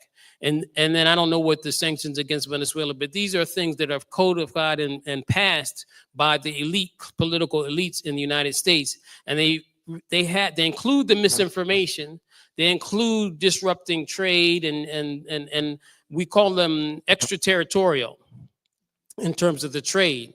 So a lot of people, when they think of, you know, this is why we fight back when we hear embargo, not fight back, I'm sorry, we redefine. We hear people say the embargo against Cuba is a blockade. It's an act of war. It's not just, and not only is it only about trade, it's about other things, but even the trade aspect is not just trade between the United States and Cuba, it's trade between Cuba and other places in the world. It's extraterritorial. It's what the United Nations has termed cruel and unusual punishment. What they have in their sanctions, and this applies to all the countries, is not just these trying to isolate economically through trade, but also funding activists, what they call them, independent activists, independent human rights activists, and independent media. Given that the people, I'm going off my notes, all right.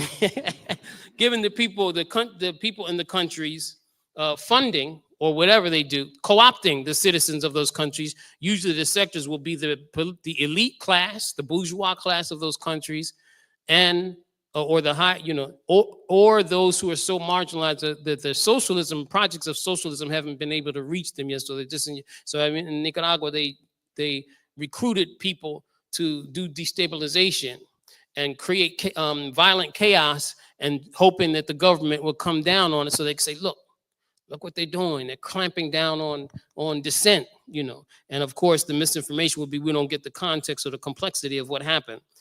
That's another story. But they also weaponize identity politics because they know the Africans in these countries, or the African population and the Africans here, that there's a potential for transnational identification. We can identify with them, especially if we understand what it represents and what's there. And then also these countries, it's interesting that these three countries, when it comes to the international stage, I think they represent also the highest integrity of internationalism and solidarity. So like the positions they take around Haiti and Palestine, like the Ambassador Sandino, they're just principled positions. You know what Cuba is doing around the world with doctors and teachers, and just unconditional, just spreading, just teaching people how to be doctors. And the only thing you got to do in return is the promise that you're going to use your skills to help the most impacted of the communities that you came from. Just promise that, and we'll train you to be a doctor free of charge, right? And so sanctions are codified. They interfere in elections and also in other means by, you know, and so they'll do things that they wouldn't accept in their own country. And then, so for example, try to interfere in the elections. In Cuba, it's not as possible because they have a one-party state. They teach us that for some reason, multi-party state somehow represents an expression of democracy. If you have a one-party state, then you're not a democratic. That's bull. There's nothing about that that's true. And they've enforced this multi-party, quote-unquote, democracy on the rest of the emerging colonized world or neocolonized world as a way to get their people in there and promote and create artificial polarizations on the political landscape so they can manipulate things.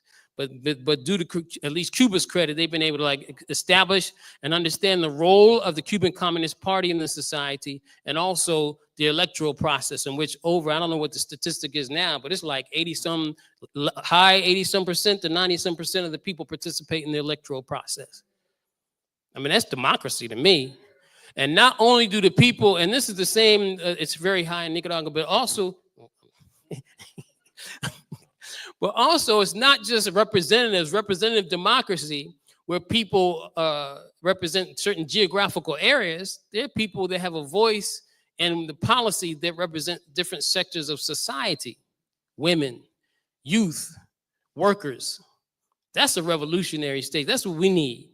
And we need to actually defend these countries and remember that they're the highest expressions of revolutionary Pan-Africanism in this hemisphere. This panel topic is not just about the imperialist machinations against our family and our comrades in these countries. It's also about it demonstrates the revolutionary endurance or resilience and the enduring socialism that they've been able to build. And we have to defend that and see that any victory that we can wage, and has lessons for us here, wage for ourselves, self-determination for ourselves within the bounds of the settler colonial United States, is a victory for them and the rest of the world. And any victory the rest of the world, the global South, has against imperialism is a victory for us. You know, we part of the global South within the bounds of the settler colonial as African people and indigenous people here, brothers and family here. We're colonized by settler colonialism. We're not Americans. This ain't our government. This is our colonizer. And so when we fight, and we fight for Cuba, when we fight for Venezuela, when we fight for Nicaragua, we're fighting for ourselves. No compromise, no retreat.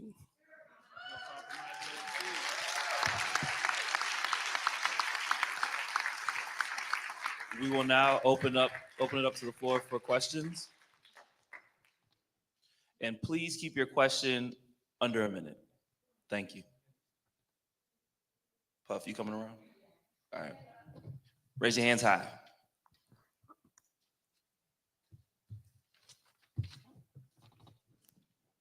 Hi, I just wanted to say thank you, the BAP and AAPRP for putting this on, and also every speaker today has also been amazing. I've like learned a lot, and it's been great.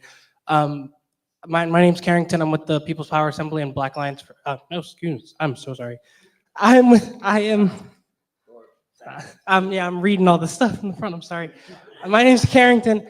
I'm with the People's Power Assembly and Struggle for Socialism Party, and I wanted to just ask, like, what does this unity with Cuba, with Nicaragua, with Venezuela look like on the ground, like here, you know, in Baltimore, as we do our stuff? Nefa. Well, I mean, so we need to politically educate our people about the realities of this, dispel the misinformation and the lies that are waged against these people and again against these countries and these revolutions. And I think to their credit, they make it easy for us. You know, they provide information that dispels lies, you know, in terms of making sure we understand how the government is structured and how people, you know, what the healthcare is like and all that. And so, and this is where it's very practical for us to do it and to see it as also a win for ourselves. When we educate people about what revolutionary universal healthcare is, which all of those countries have, then people here are like, I ain't got that. Wait a minute, you know, it's not universal healthcare is not Medicaid. It's not Medicare, you know, it's not that. And this country can't. So when we do that, and also what is democracy? Democracy ain't just a vote.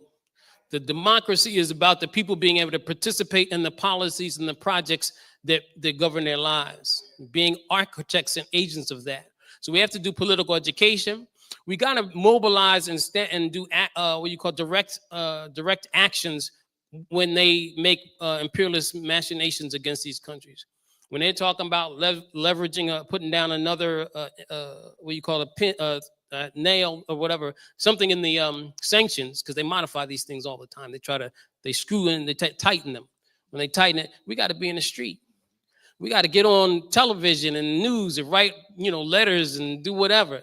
Not that we think that these people, these evildoers will change their mind, but we're trying to heighten the contradiction amongst our people. We're trying to raise the consciousness so that we can wage the struggle here. And so those are the two things: direct actions when it comes to what they do against them, and politically educate our people. Thank you, Nefa. Next question. So,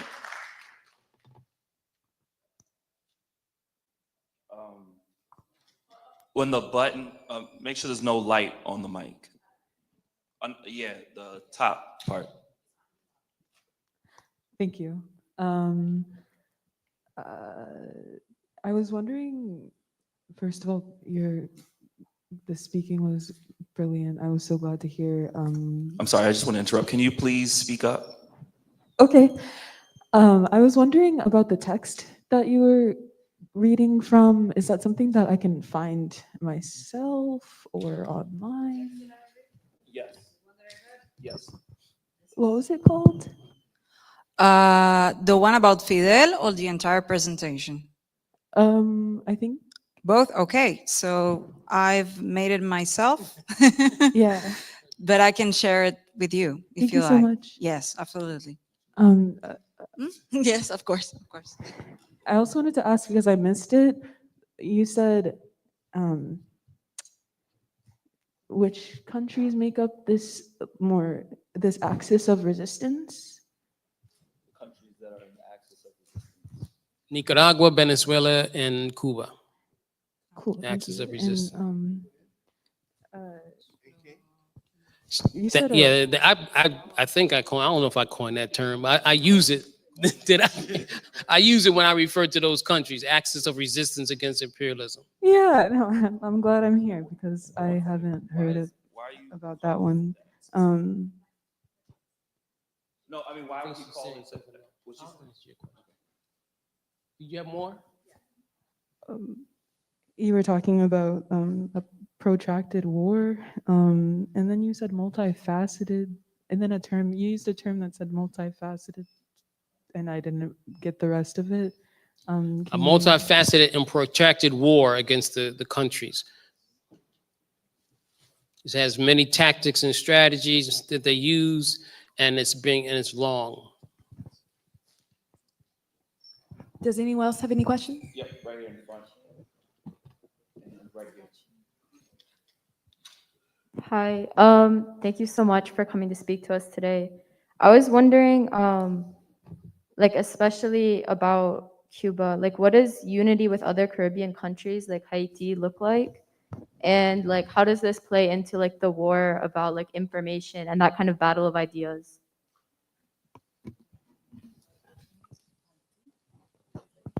The unity with other countries and the battle of ideas. Yeah, like the war, like information. Okay, so the unity that we have first, Cuba is a Caribbean nation. We consider ourselves a Caribbean nation, a nation from the Caribbean. Our position regarding Haiti has always been very clear. We have always supported the people in Haiti, not sending militaries to Haiti or doing invasions or trying to have something to say in their own sovereignty, but to send in doctors, to send in teachers, to helping them facing natural disasters, and always repeating that the solution for Haiti is not to send troops, is to have an honest compromise in order to achieve peace in Haiti and construct a country that can have self-determination. That's our position towards Haiti. Our position regarding the Caribbean, we are not part of the CARICOM, but we have always have a very close relation with the organization of CARICOM.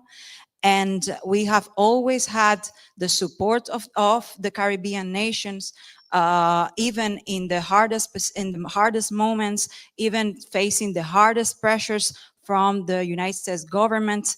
Right now, we are seeing that with the medical cooperation.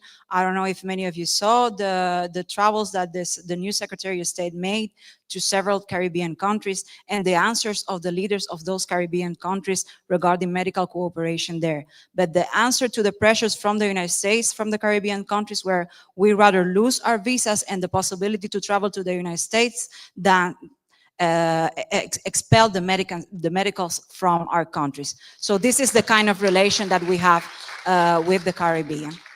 And the question about the battle of ideas. So the battle of ideas was something that was put out by Fidel Castro because one of the most strongest campaigns against our country is precisely disinformation.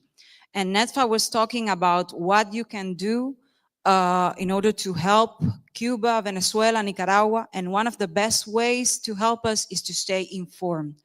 Because everything that you read about Cuba in the big medias here in the United States is a complete distortion of the Cuban reality. So, thank you. So what we advise every time you can is to go to Cuba, or if you cannot go to Cuba, talk with the Cuban representatives and read the Cuban press. We have the only Cuban press that we have here in the United States, but we have it, is Prensa Latina. Read Prensa Latina. You will find good information about Cuba in Prensa Latina. And we are diplomats, but we are the Cuban people. You can ask us about Cuba's reality. So that would be my answer. Thank you. I just a small comment about Haiti. I think the Black Alliance for Peace issued a wonderful communique about the situation in Haiti. I recommend that you read it, and then you will find one of the reasons why Nicaragua didn't sign the so-called CELAC agreement. I mean, declarations. The point was that they were not clear about Haiti. And in a way, a southern way, what they were doing was to extortion the Haiti, and they were saying that they have to give up. That was the whole point. So one of the things why Nicaragua wouldn't sign that final declaration was the situation in Haiti, that we don't agree at all with what they were saying.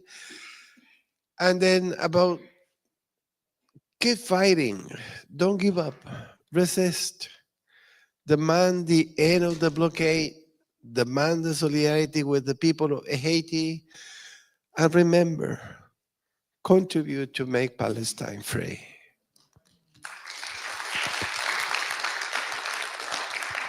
Thank.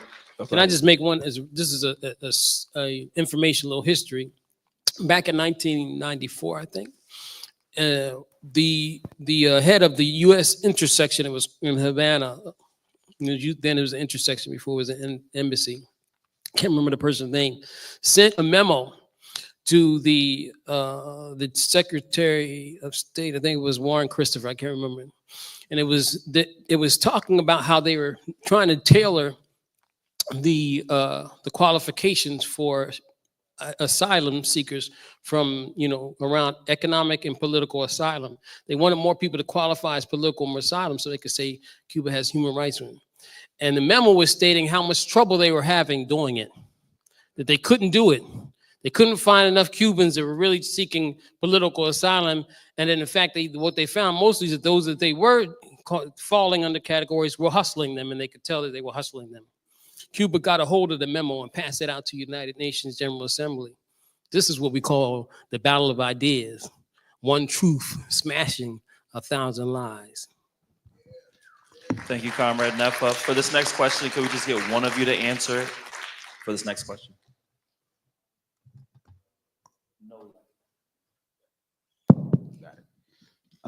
Just some quick questions. When this imperial regime came in, I was expecting for them to kind of fly off and start attacking, whether it's Venezuela or anything, because they were talking a lot. They were talking pretty tough. It's refreshing to see that they're not actually making those moves of regime change, or maybe we're not aware of that. Are they kind of getting cold feet and retracting from the aggressive regime changes and stuff, or are they just using different methods and working more covertly on that stuff? The second question, I remember part of the Bolivarian, group. There was Ecuador and Bolivia, and they had some very progressive policies. Are they completely gone right now, or can they come back around at some point? The third question is the BRICS. Are you seeing that BRICS is something that global South countries should actively start going towards as a platform and as an alternative platform for large-scale development and trade and stuff like that? Or are there kind of still some question marks about BRICS that need to be answered? Thank you. Thank you. Can one of you answer that question, please? Or the three questions?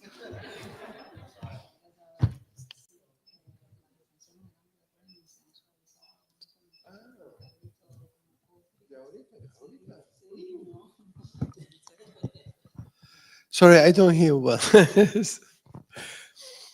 There is no change at all. Imperialism doesn't change. They put a mask. They found a way. Listen, there is a big scandal in Europe now, like 600 billion euros in order that von der Leyen, they are paying in order to undermine popular denounce of what they're doing. The same thing is going on. They are not going to change. The only way that that this situation is going to change is that we change them. That's the point. So we have to keep going. See, remember, they used to say that there were two blocks. It was the Cold War, and then there were them. And then 1091, there is no other more Cold War. But now we have to work and fight for a multilateral balance. Take a look to the BRICS, okay? China, Russia, South Africa, India, and then Cuba joined the group, Venezuela is joined the group, Nicaragua will join the group. We all together, we shall overcome the situation. Thank you. That will conclude this portion. We will move on to the third panel. Thank you all.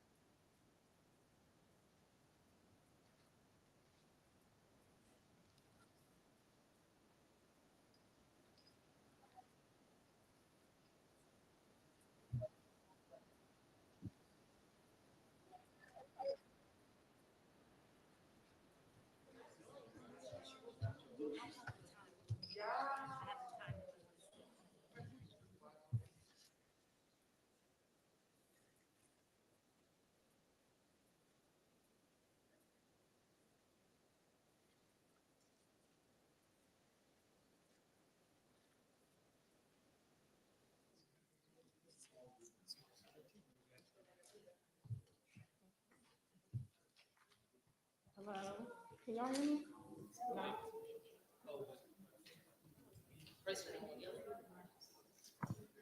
All right, y'all can hear me now? All right, how y'all doing tonight? Good. I hope y'all have enjoyed the symposium so far. My name is Tola. I'm a member of the All African People's Revolutionary Party, and I am going to be the moderator for this last panel, Fighting Inside the Belly of the Beast. The oppression that the US government exerts towards its citizens and people migrating to her shores has become more evident in the last decade.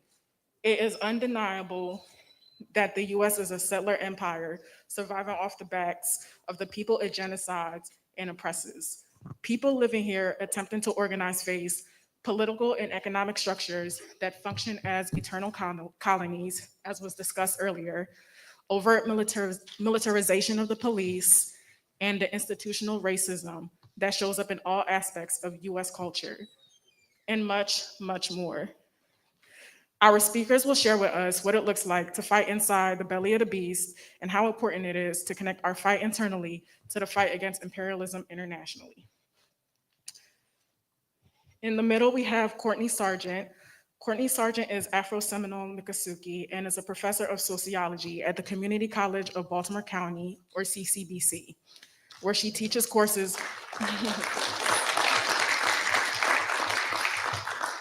Courtney Sargent teaches courses on race, ethnicity, and culture while centering Indigenous and diasporic perspectives. For over 8 years, her work has bridged academia and activism, most visibly as chair of CCBC's Indigenous Peoples Day Committee, where she spearheads an annual week of workshops, art exhibits, and ceremonies celebrating global Indigenous resilience. Her inclusive vision of indigeneity uplifts African, Afro-diasporic, Asian, Pacific Islander, especially Palestinian, Aboriginal, and Papuan, and Americas-based communities, reflecting her lifelong commitment to decolonial education and solidarity. Raised in a race-conscious household that shielded her from the legacies of Jim Crow, Sargent's scholarship is rooted in her lived experience. As a teenager, she confronted anti-Blackness within 1990s Native tribal politics, galvanizing her focus on Black and Indigenous intersectionality. She holds a degree in African American and Latin American Studies from Bates College, where her fieldwork in Bahia, Brazil, documented Afro-Brazilian religious traditions, specifically candomblé, land rights movements, specifically MST, and Tupi resistance. She further honed her lens in Pan-African studies with a gendered focus at Syracuse University. Whether lecturing on systemic inequities or exploring the Chesapeake with her 2 children, Sargent's work and presence invites audiences to reimagine belonging, resistance, and collective liberation.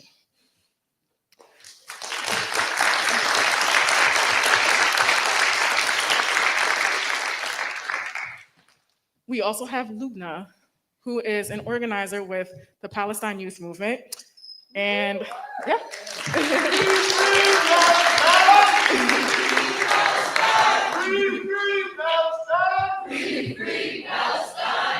That's right. And then we have Nico Strayhorn, who is an organizer with Black Alliance for Peace, Citywide Alliance, Pan-African Community Action, and is a student at University of Maryland, Baltimore County.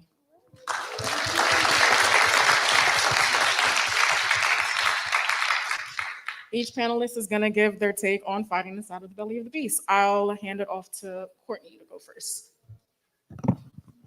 Okay, good evening. Everybody can hear me. I'm a little bit loud. Okay. I would like to give thanks to y'all, of course, for coming here. Y'all hear my Southern accent. But also give thanks to our ancestors who from the continent and throughout the diaspora who have given us so much of a blueprint to work with and that we should honor. In particular, I feel a call to honor our ancestor Fatima Bernawi, who is the Afro-Palestinian woman who was the first to ever be arrested for Palestinian terrorism. I also feel called on to honor exiled Black Panther Nahanda Abiodun in Cuba, who also nurtured me and guided me, schooled me as I think about the connections that we have in internationalism. First off, thank you so much for pronouncing the tribal group correctly. I come from a history of resistance and sovereignty and people who say we don't want to be ruled by the United States government. So that puts me in, I guess, a unique perspective. The other side of my family is Geechee people from the Gullah Islands who get pushed back, and they blend, of course, with Creek-speaking folks and the tribes called Seminole people. And, you know, Seminole people, they fight 3 wars with the U.S. government. And people often go, "What? Why? Why wouldn't they give in?" It's because they're Black. There's a Black tribe. And so they couldn't, they would be enslaved. So, and there have been recent events with the tribal groups. So I'll talk a little bit about history, and I'll give a little bit of a land acknowledgement as we do for Indigenous folks, which also, of course, includes African people who are the term Indigenous and what we should call Native American or groups here in the Americas is is a political term itself, of course, to name yourself. So generally speaking, it's preferable to call the group by its tribal name. So Dene Nation folks, that's Navajo, right? And then Indian, of course, I'm going to use it in a certain context when I'm talking about the Indian movement. They chose Indian at that point in time for a certain reason. They said, well, this is what the colonizers called us, and we're going to use it to get free. So that's why they used Indian at that time. Indigenous also has problems, of course, since these folks also claim in our histories, our oral histories, coming from other places. And so the only people who are actually truly indigenous to any place are going to be Black African people. So just when I say indigenous, I mean African folks. There's that. And so I want to first go and open up with the land acknowledgement. Somewhere around here on my notes, I have it. Okay, here we go. So first of all, this is about from Pine Ridge Reservation to Palestine to Kenya, Ghana, and back. We say land back now. I wish to acknowledge the indigenous peoples whose homelands that now in Baltimore City and Baltimore County, the lands upon which these buildings and streets now we see built were once inhabited by the Akahonic, the Asokik, the Asotik, the Choctaw, Konoit, Lenape, Matapik, Matawama, Nanticoke, Ozini, the Patuxet, Piscataway, Powhatan, Susquehannock, and Yakomoka peoples. For thousands of years, they lived, loved, learned, thrived, cherished, celebrated, and died and thrived before the first European incursion here. The indigenous peoples who once lived in this region suffered from colonization, genocide, and cultural erasure, and still do, because colonial settlerism is not a one-time event. It is an ongoing structure. And these removals, the intentional removal of people, the intense resource deprivation is not happening naturally, right? It is something that is as part of the structure to the benefit of other groups, as well as the cultural erasure. Those are ongoing. So yet many of these folks and their descendants, including myself, we still remain oftentimes hidden amongst us. So let us recognize and honor these peoples and their history and legacy, never forgetting who they are and their contributions to this region. Let us refute the doctrine of discovery and continued erasure. Instead, let us pay homage to the indigenous peoples who were here long before Europeans came to destroy. May we be committed to truth telling, refuting falsehoods about the past and the present, and recognize that indigenous people's rightful place as the true natives of this land and the only people who are really American and at the same time not American, that is also an imposed imperial colonized identity that has many different problems. One of the problems that I often see is that people can't, because of Latino or Hispanic ethnicities, people, when you close their eyes and they imagine what an illegal person looks like, they're staring in their mind at a full-blooded native. That's what that is.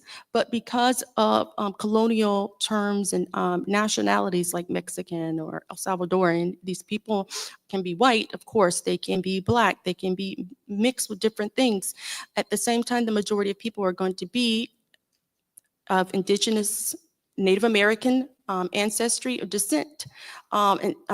Every single time one of these people is deported and forcibly removed, this is the Indian Removal Act. This is Andrew Jackson over and over again.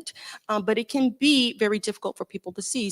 Sometimes people ask me, why do you think, Courtney, so many Americans are unmoved by the genocide in Palestine? And I think, well, because we are, products of colonial settlerism. And at the same time, people know better. They know better. So as part of these processes, so I always point out to my students, you rarely hear, I've never heard Americans say, I want to go visit a reservation. Because they know. Why would you want to go see something like that? Right? I still hear people talk about indigenous peoples in the past tense. Right?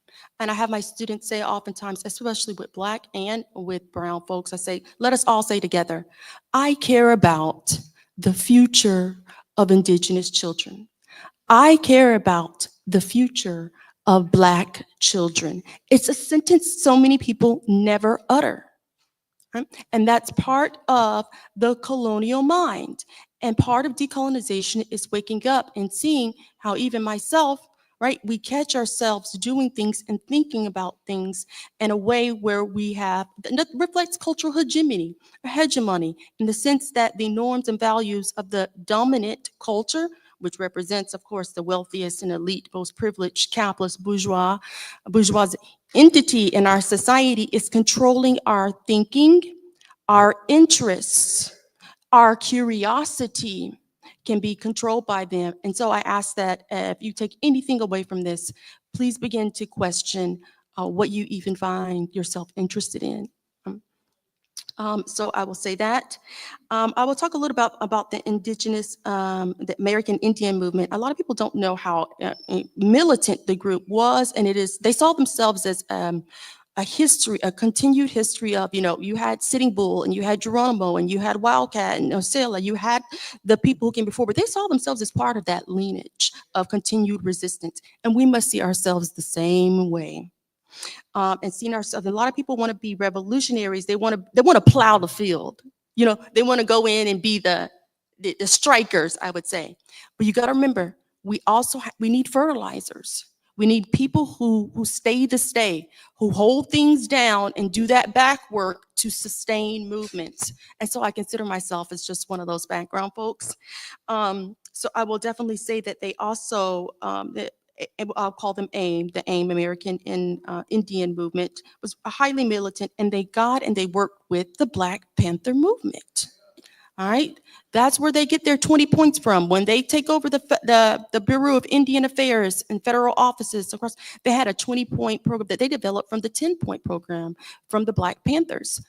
When they developed in Minneapolis, right, they started on weekends, recording and taking note about police brutality. They were working with a project that was called the Soul Project, which was a Black anti-police brutality collective. So there's so much also when it comes to share history with erasure, when it comes to maintenance also of the state, the ghettoization of indigenous peoples on reservations and abject conditions. Exact same thing with intense resource deprivation of Black folks here in urban areas and rural areas across the United States. This is not a coincidence.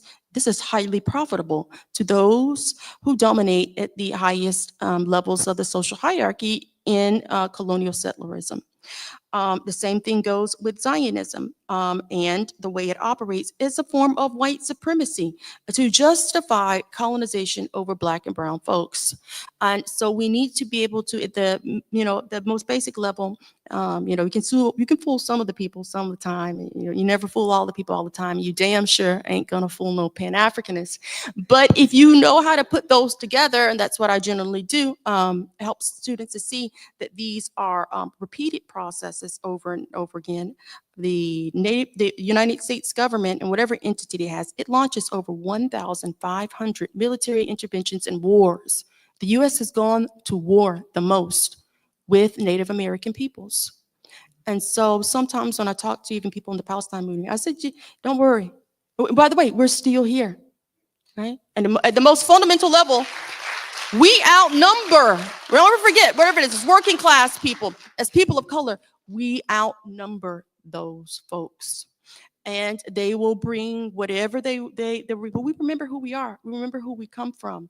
And we remember where we're going, and we're going towards liberation. So I'll drop it at that. I know my time is up.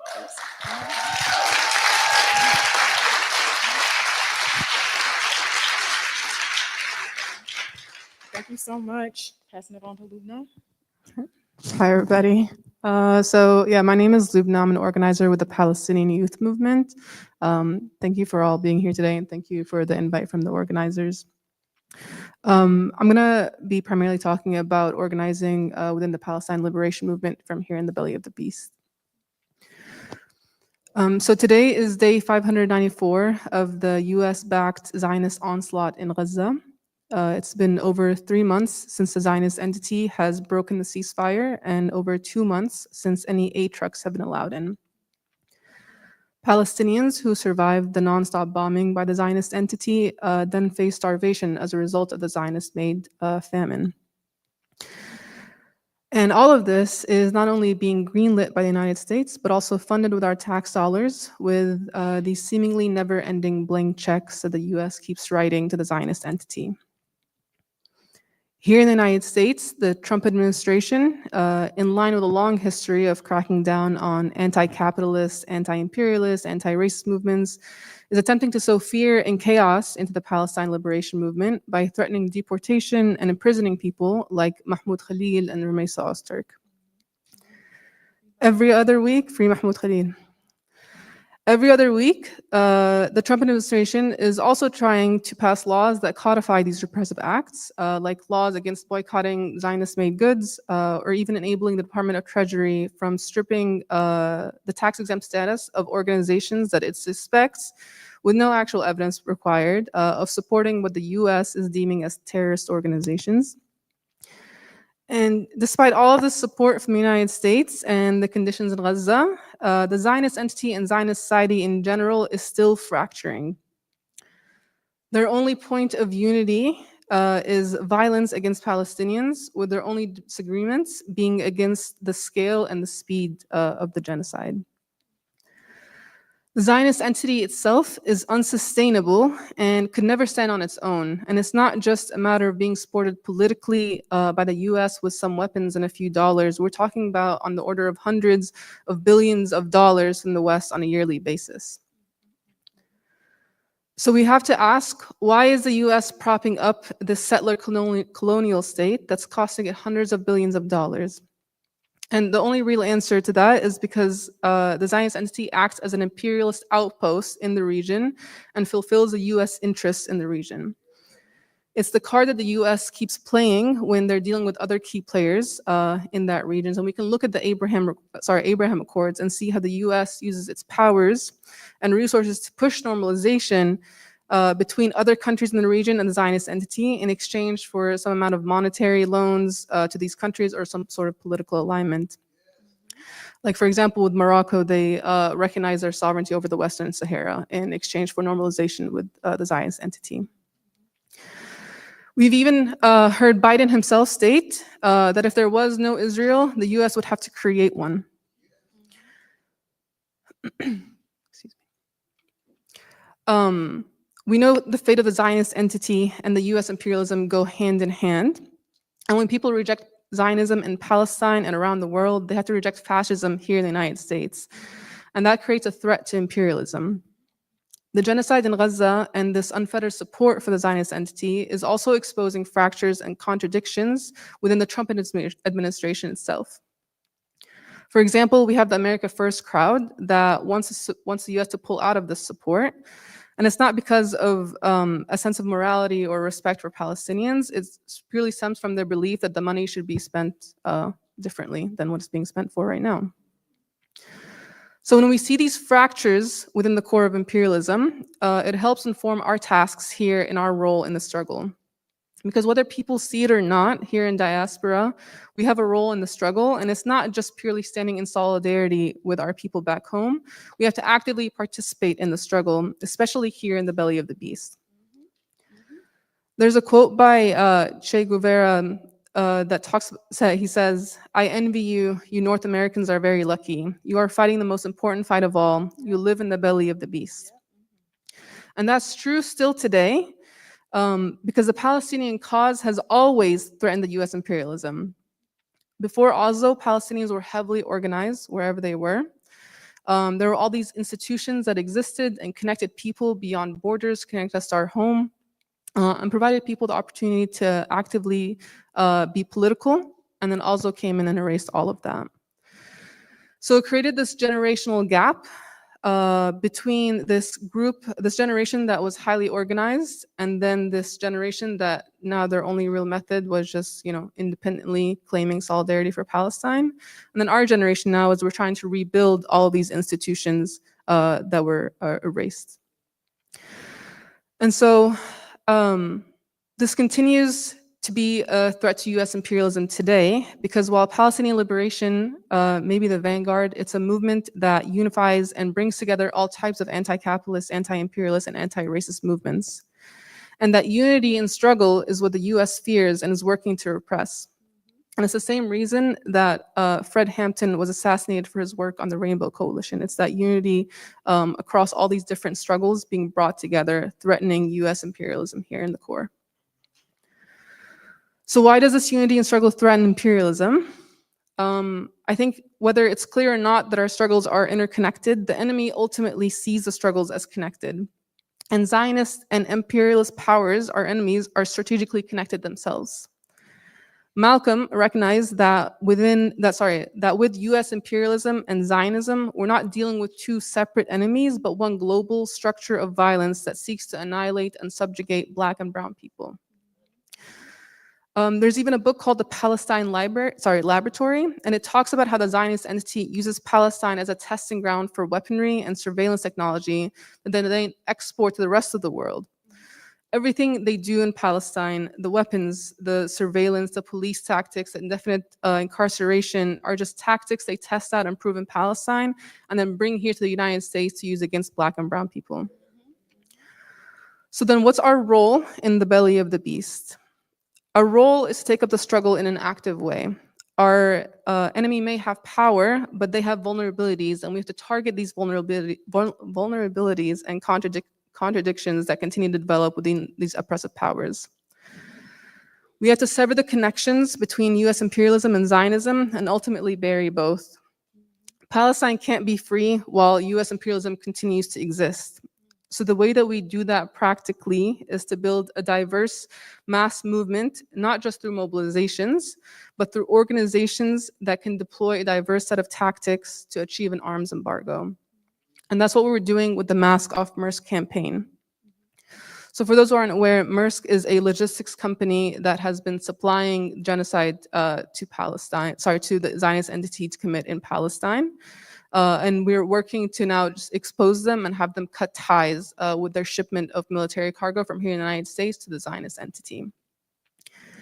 In addition to an arms embargo, we also have a role to contribute to the steadfastness of our people so that they can continue to stay on the land and continue the struggle. And so that comes from our Ta'ziz al-Samud fundraiser, where we're working to raise over $2 million to send to an organization called Mecca that has been providing that aid back in Palestine. So real material impact to make sure that our people can continue to stay on the land and continue in the struggle itself.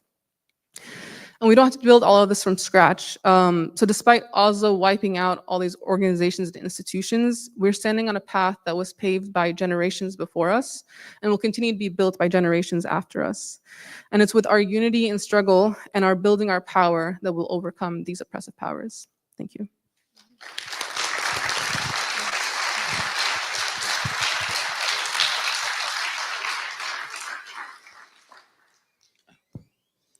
Hi, I'm Nico. I'm with Pan-African Community Action, and I'm also with BAP Baltimore.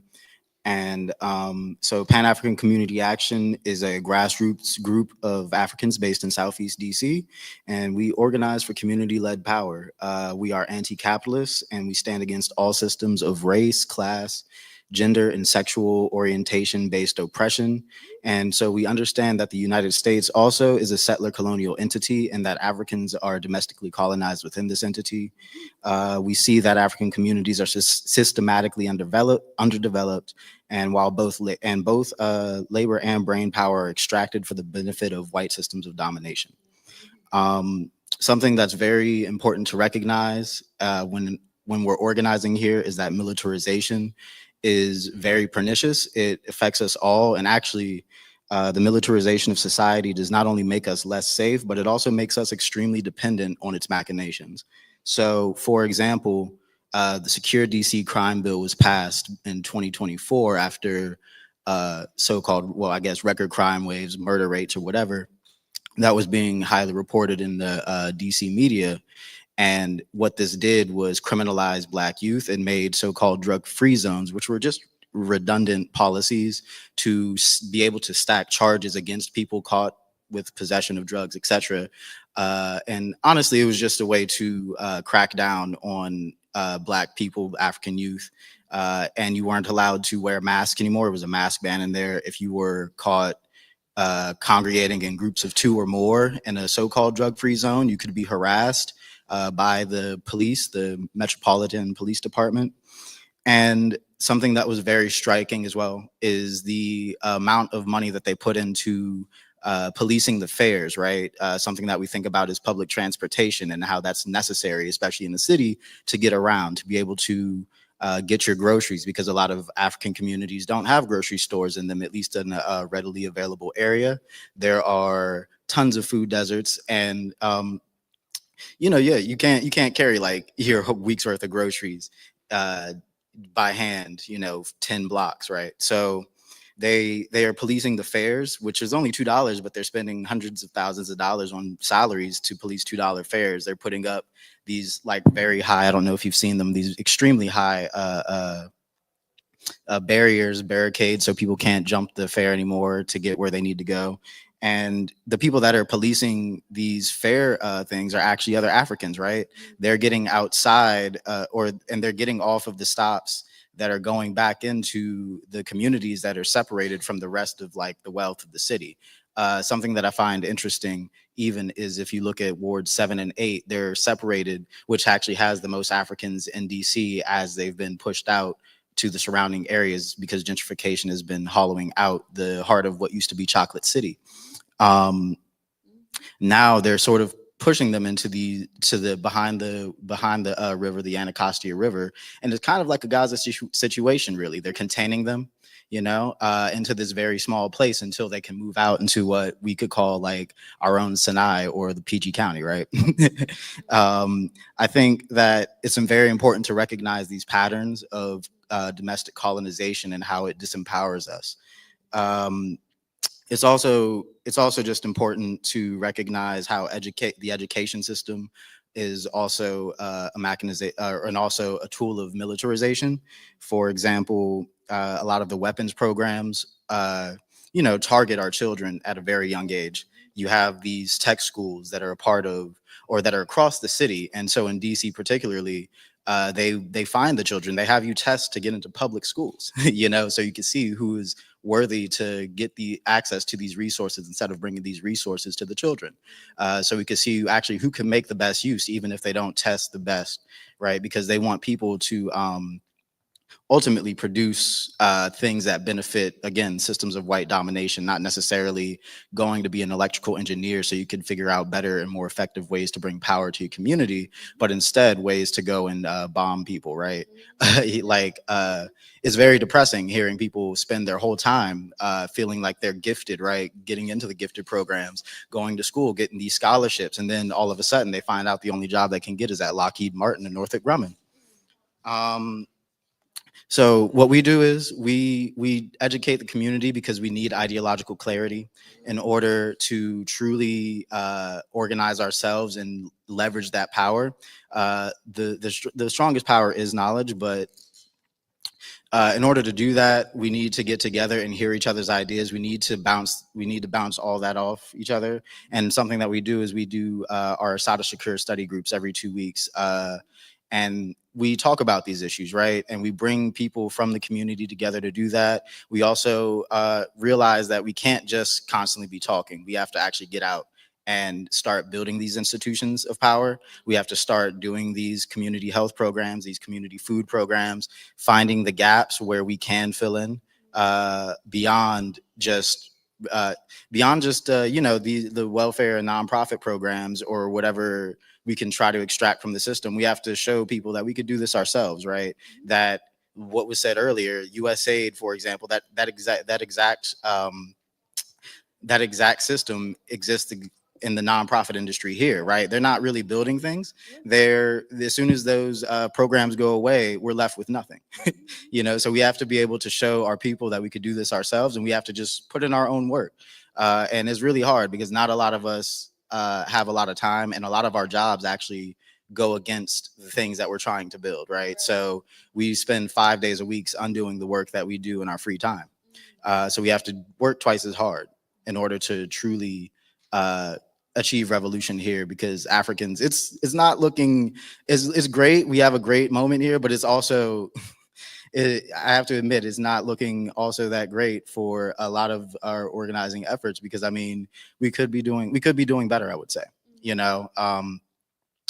Unfortunately, people are still caught up in liberalism, and we have to understand that we need to be against capitalism. You know, we need to stand for people. We need to understand that it's international struggle. So I'll yield there, and yeah. Very good.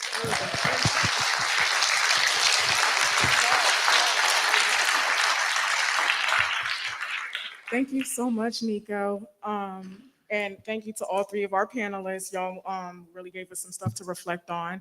So we're going to shift into the Q&A. So please raise your hands, and Jamila will come around with a mic for you to provide your questions. And I will ask the panelists to keep your responses to 2 minutes since we're running close on time. I'm not seeing any hands. Oh, there we go. How you guys doing? Thank you. You are an amazing panel. I appreciate you guys being here. I appreciate being here. I would just wanted to ask, as a father of two Africans in the Americas, and trying to prepare them for life here and the struggle here, more importantly, I wonder, how can we be more involved in cultural exchange programs between different colonized peoples? And that's to everyone.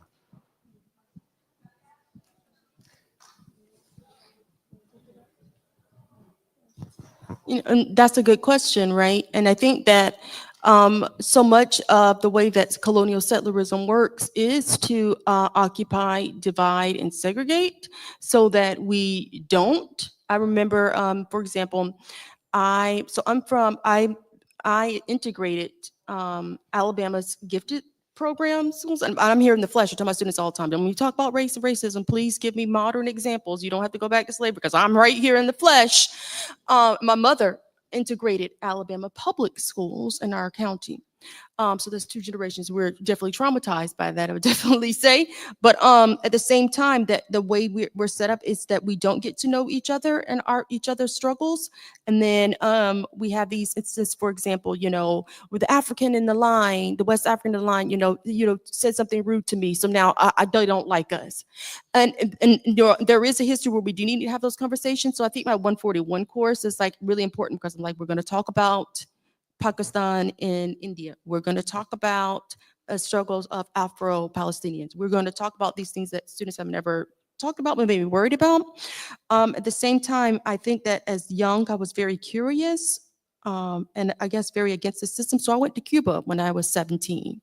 And so going on the caravan to Cuba, and I've been there 3 times since then, really opened my mind. So I think that traveling is another way into seeing other Black folks in diaspora, Afro-Mexican folks. And then I went to Brazil and did a year there, and I went back and did another, you know, and so I saw, and I was able to, of course, you know, exchange. But if I was where I was from, in middle of nowhere, Alabama, it ain't happening, you know. So another thing is, if you know, if we could have organizations where we, you know, something like this, where you could have a youth program and a youth exchange day for colonized folks, that would be something that you can come and join in and help, you know, organize around, because I would bring my kids as well, you know, because I think it is absolutely very important. Thank you so much. And I think we had another question over here. Yep. Assalamu alaikum wa rahmatullahi ta'ala wa barakatuh. The question that I have is how to engage our community members in the masajid, especially after the so-called war on terror. I think it was the CVE programs, I think it was, how like a lot of our masajid, especially the boards of the masjids, have been recruited into these kind of counter-terrorism programs. A lot of our masajid are partnered with these police departments. So I'm wondering how what strategies could be employed to engage with our community members in the masjid, and like struggle against these liberal programs that are being cemented in our spiritual spaces.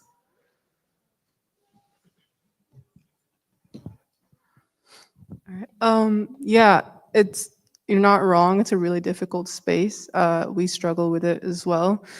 I think honestly, it comes down to, I'm gonna say two things. I don't overdo it, but number one, I think it's just a lot of knowledge building and education. The reason I think that a lot of the masajid are again more fearful to really push for things like the Palestine liberation movement or other like radical movements is out of fear. And so I think education of where that fear stems from and where it can go, and finding against like these repressive tactics is where we have to step in. And so it's not so much as us, doing these specific events or like education events to draw the masajid committees in. It's about us going into those committees themselves or communities themselves, and building with the organizations that already exist.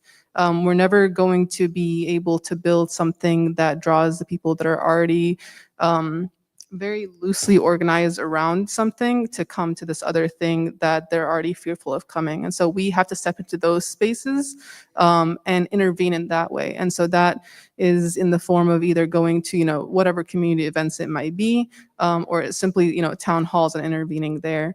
But it really is just about fully integrating with those communities and starting to form those really one-on-one personal bonds and relationships. And the churches, of course. For sure. All right, we got time for one more question. I'm seeing two hands though. Oh dang. Three. Okay. I'm sorry, y'all. We're really running on time. I don't know what. Oh, Nico, you was gonna say something? My bad. Go ahead. No. Go ahead. Go ahead. I was just going to say that we shouldn't underestimate how aware people are of their own conditions and the oppression that they face, and that even though there's a pervasive environment of liberal ideas that I guess push people towards reform, they understand that the revolutionary line, and that's the most effective and pragmatic line, honestly. I was just at the reparations rally over the weekend, and ironically, nobody believed actually that they would be able to get reparations.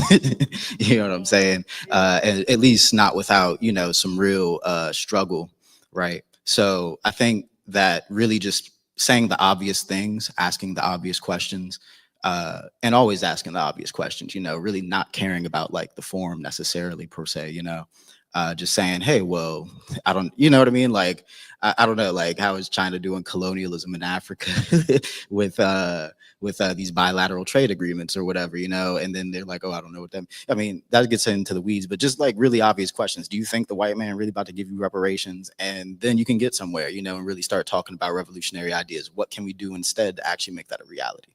And people like, I mean, the most asked question is just, what can we do next, So I think really we just have to figure out the answers and build institutions to give people a way to do something next.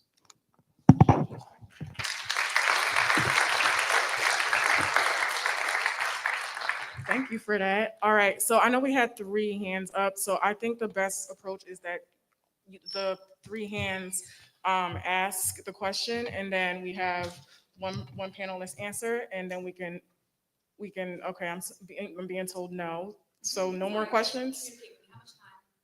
I think we got like 3 minutes left, 2 minutes. I'm being told no by other people, so okay, so one more question. You got the mic, you can go. All right, thank you. My name is Steph, and ironically, I have a question, what do we do next? So could y'all expand on how Black and brown people who are like so-called gifted, formerly gifted children can harness and reappropriate our education for our communities? Like in this, oh, okay. For real though, like in the spirit of Black Panther parties, like free healthcare and the community schools, and I know we can do it, but I just want to hear. Yeah, absolutely. That's where the AIM actually, the movement began. You know, they noticed that the schools were the places that were harmful to indigenous children, not even like, so this is off reservation. So, you know, Indian boarding schools go all the way to 1960s. And by the way, a parallel event happened to Black African folks here in the US, where the children, after following the Black codes, if they didn't have a past, if they were loitering or vagrancy, you know, they were put into these homes and often murdered and buried in mass burial grounds. All throughout and over the South. But those were places where also what is happening with Native Americans is happening with Black folks, where we're losing our children at astronomical numbers from social workers and intervening and taking these children. So schools were a place where that happened, because the teacher would say, oh, you know, this child doesn't come to school with new sneakers or clothing or something, you know, and social workers be sent in and the children were systematically taken away. So that's actually where in 1970 a big bill happened. It was called the Indian Education Act, that gave natives off reservations money. And they took it and said, well, what we're going to do with the money is we're just going to build our own schools. And that was a big issue. It was a big problem that kind of led to AIM being militant and radicalized. But absolutely for education, so the system and your children's minds, and we need to have our children, the Bible says, and I use this sometimes even though I'm not a religious or a Christian person, the Bible says, you know, raise your children in the way that they should go. Raise your children to know who they are and bring them to events like this. Teach them what's wrong with the way the school is saying things. At the very least, you're gonna have that if you have children now. So I would say is that as part of my answer? And then of course, making sure that you are working with schools, with the teacher, what they're being educated on, having a co-curriculum, and of course, as they move over, making sure that they get the opportunities that they get. I'm telling you, middle-class white parents get their kids into gifted programs and they're not gifted, okay? All the time. Hound these people, hound the professors. You have these students, their parents email me saying, can my child redo the paper? And students of color are afraid to ask for help. So you got to know that if you paid for it, it came out of your money, and you already know that it's already going to do you harm, you need to take whatever change you have left over, you need to flip that and make sure that you get that education back and get out most of it out you can out of the system.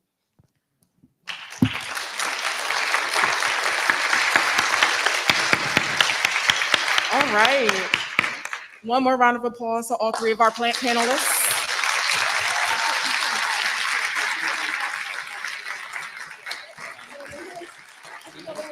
Thank you so much. I am going to hand it off to the closing speeches.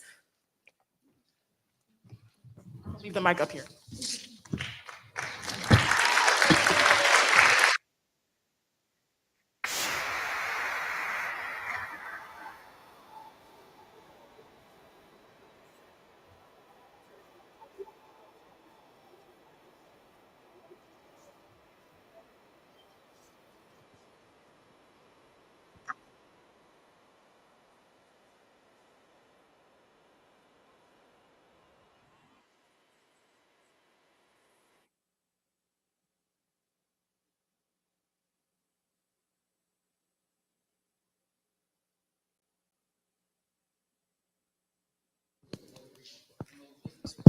There we go. Good evening, everybody. Just wanted to stop by and introduce myself. I know I don't look like it, but I am the pastor of this church. I am the Reverend Melick Thomas. I've been serving here as the pastor of this church since July of 2023. This is Payne Memorial AME Church. I am also blessed to have grown up at this church when my father pastored here about 25 years ago. And I just wanted to welcome you and just share a little bit about the history of not just this church, but the history of the organization to which this church belongs, the African Methodist Episcopal Church. For those of you who may or may not be aware, the African Methodist Episcopal Church is the first Christian organization founded in this country that was formalized as a denomination and as a civil rights organization. It was founded in resistance to white colonial oppression in 1787 when a 27-year-old Richard Allen and Absalom Jones and Flora Allen and so many others resisted the physical removal of African bodies at the altar of the St. George's Methodist Episcopal Church in Philadelphia, Pennsylvania, ironically 6 blocks away, where at the same time they were debating the Constitution of these yet to be United States. It was out of that moment that Richard Allen formed the Free African Society, which in 1816 becomes the African Methodist Episcopal Church, founded, believe it or not, as a Pan-African organization. The first places,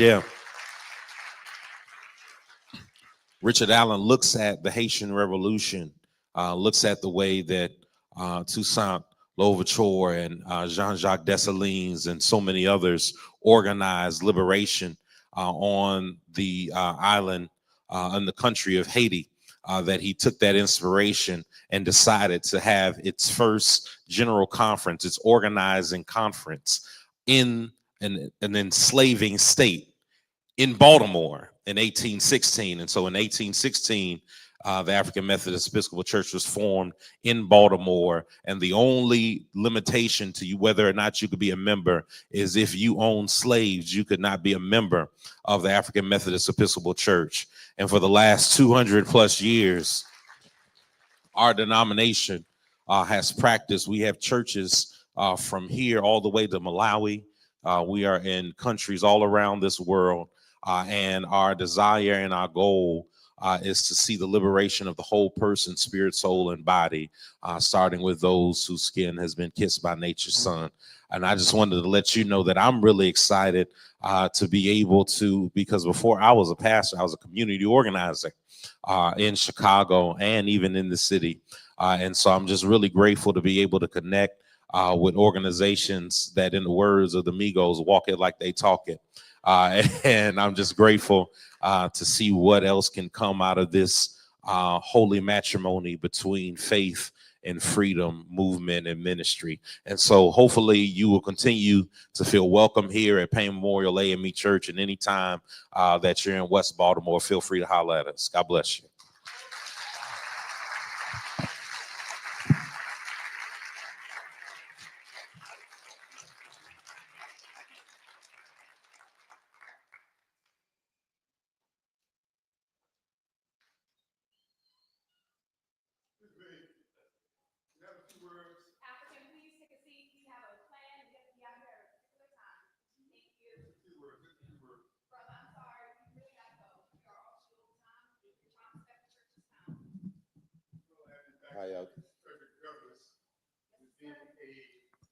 How y'all doing? All right. My name is Rafiki Morris, and I'm an organizer with the All African People's Revolutionary Party.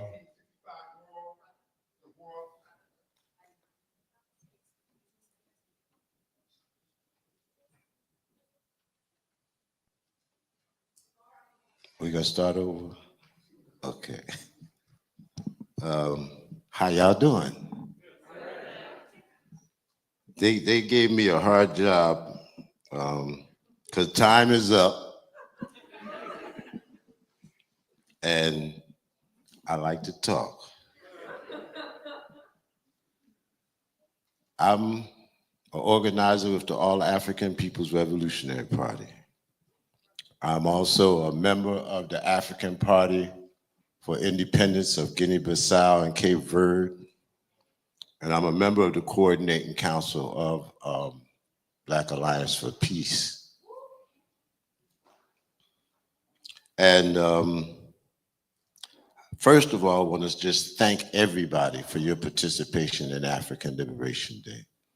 I want you to understand that African Liberation Day is an institution, and that this is happening all over the world.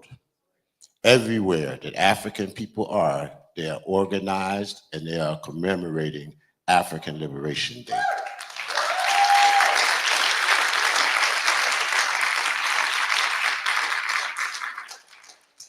Part of my job here today was supposed to be kind of to summarize what you have heard. And I only know one way to do that real quickly. So I want y'all to pay attention. Smash imperialism. Smash capitalism. Smash patriarchy. Smash colonialism. Smash neocolonialism. Smash racism. And smash Zionism. Smash Zionism. Smash Zionism. Smash Zionism. Smash Zionism. Smash Zionism. Smash Zionism.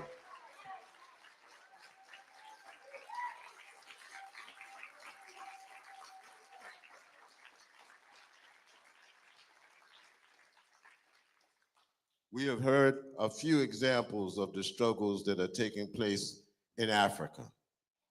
These examples are the highlights of the struggle, where progress is being made, where victories are being won.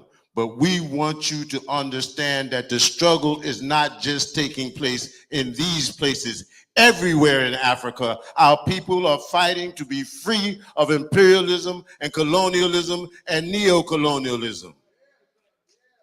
We have had examples of the struggles that are being waged by our people throughout these Americas.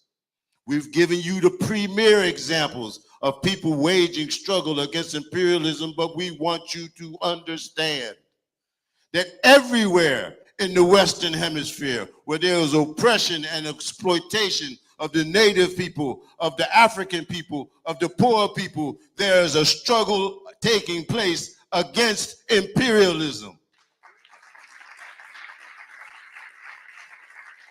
We heard about the fight in the belly of the beast. This is your fight. And we tell people all the time, the best thing you can do to stand in solidarity with Cuba and Venezuela and Nicaragua is to destroy imperialism in the United States of America.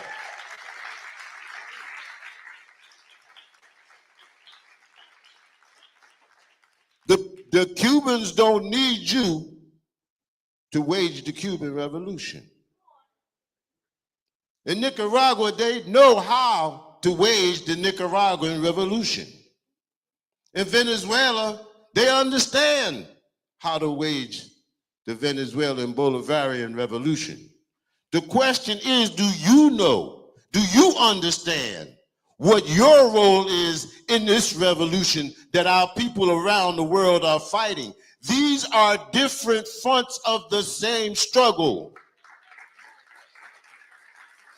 And the world is counting on us here in the belly of the beast to do our job. We have to get organized. We have to get organized. We have to get organized. We've been saying that the biggest problem that we have in our movement is the failure to understand the exact nature of the forces that are in contradiction. A failure to understand the nature of imperialism, the nature of neocolonialism, the nature of patriarchy. We look at something, we see its outlines, we see its surface, we think we understand it, and we go in to fight. But there's something more than an outline. There's something more than a surface. There's something more than a perception. There's an essence in there. There's an essence inside of that we must understand if we're going to defeat them. I'll give you an example. Everybody here all day long been talking about getting rid of neocolonialism. And everybody calls those puppets in Africa the neocolonialists. They call the puppets in City Hall the neocolonialists. They call the puppets in the Congress the neocolonialists. They are not the neocolonialists. The neocolonialists are the capitalist and imperialist multinational corporations and military complexes that oppress and exploit the masses of the people. The puppets is just that, puppets. And if we want to defeat neocolonialism, we're not going to do it by attacking the puppets. We have to attack the system. We have to destroy the system that hires the puppets. We have to destroy the capitalists who pay the puppets. We have to fight the Zionists who undergird the puppets. We have to know the exact nature of our enemy. The enemy does not just attack us from outside. The enemy is not just somebody knocking at the door, trying to come in your house and take what you got. Because you, we, us also have enemies inside of our house that we must fight. And even worse, we have enemies inside of our own bodies that we must fight. We have the capitalist ideas inside of us. And we bring these ideas into these organizations and think we're going to use them to fight against our enemies. No, you are doing the job of your enemy. You are doing the work of your enemy. Now, you can do it consciously and get paid for it. But most of us do it unconsciously. We ain't even getting paid. So we have to understand the exact nature of the struggle we are engaged in. Our theme this year is Pan-African, Africa for the Africans. Pan-African unity across borders in the battle for socialism and against imperialism. I am not going to talk about all that. I want to talk about unity. Because some of us think that us 5 people over here engaged in an action against Zionism is enough. And some of us think that in order to fight imperialism, I have to come up inside of these organizations and gain power in those organizations. And that's how to prepare ourselves to fight against the enemy. And some of us think that the things that I do as an individual, since I'm reading and I'm studying and I'm talking to people, that is enough. You think that your separated activity, your isolated actions are enough to defeat our enemy. You don't understand our enemy. The only way to defeat our enemy is for your action and your action and your action and my action to all come together into one action, conscious action against a singular enemy until they are defeated. We must unite. Not because we like each other. Not because we always agree with each other. We have to unite in order to defeat our enemies. We have to unite in order to defeat our enemies. We have to unite in order to liberate our people. We have to unite in order to smash Zionism. I'm going to end on this one. Because especially in the African community, we've been hearing all kind of stuff. Palestinians don't like black people. Let's say it's true. Palestinians are fighting the people that's kicking your ass. Oh, excuse me, I'm in church. Palestinians are fighting your enemies.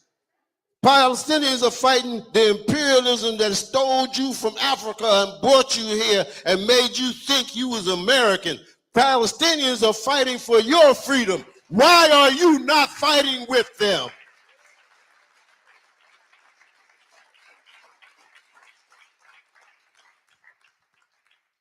We say the Palestinian revolution is our revolution. We don't see any distinction between the struggle of the Palestinians and the struggle of the Africans. And we know the struggle of the Palestinians better than anybody else because they've always been the only neighbor of Africa. That's where Palestine is, you know. It's the only place in Africa where you can walk off the continent. You got to go through Palestine. It's like that today, and it was like that 100,000 years ago. When all people left the continent, every single one of them went through Palestine. And ever since then, the forces of evil, the forces of oppression, the forces of exploitation have sought to conquer Palestine. Palestine has been conquered by everybody. The Babylonians, the Mesopotamians, the Romans, you name it. They came into Palestine because that's the crossroads between Africa and the world. This didn't just start with them Zionist pigs that are there today. This has been going on for a long time. And it's time to bring it to an end. Palestine is the litmus test. All y'all say, you anti-imperialist? Well, if you anti-imperialist, you better be anti-Zionist.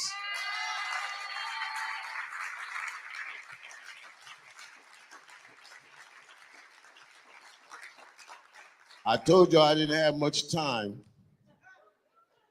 and I'm sure I've gone over. But I want to be free. I want to be liberated. And in order to do that, we've got to reach an understanding among ourselves. You cannot learn what you need to know to engage in this struggle by yourself. You can read all the books you want, but you can't learn the tactics of this revolution by yourself. You can't learn how to politically educate the people by yourself. Whatever it is, you're doing it by yourself, you're doing it wrong. We got to be in an organization that is working for the liberation of the people. We must be organized. Political education is a collective process. So you got to study with somebody else. And studying with somebody else is not enough, because you got to take those things that you learn in your study with somebody else and put them to practice in them streets out there. This is the nature of the struggle. It's a theory, it's a practice. One without the other is worthless. So we take this question of Zionism. We're talking about the historical moment. I know I'm out of time. We're talking about this historical moment where the illegal racist state of Israel is in its weakest state that has ever been since the time it was established.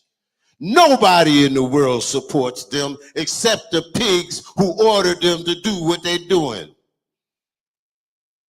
This is not an Israeli war. This is a U.S. war. The U.S. is not sponsoring it. They're orchestrating it. They're not serving the interests of poor Jews from Eastern Europe. They're serving the interests of U.S. imperialism, because that's the fort of the U.S. imperialists in that part of the world. Y'all remember them cowboy movies? Every time they went to go kill some Indians, they would put a fort out there in the middle of the Native Americans' land. That's what Israel is. That's what it is. and it must be destroyed. And this is the historical moment to destroy it. Because when you destroy Israel, you remove the US's proxy in the region, and you weaken imperialism in a way that it has never been weakened before.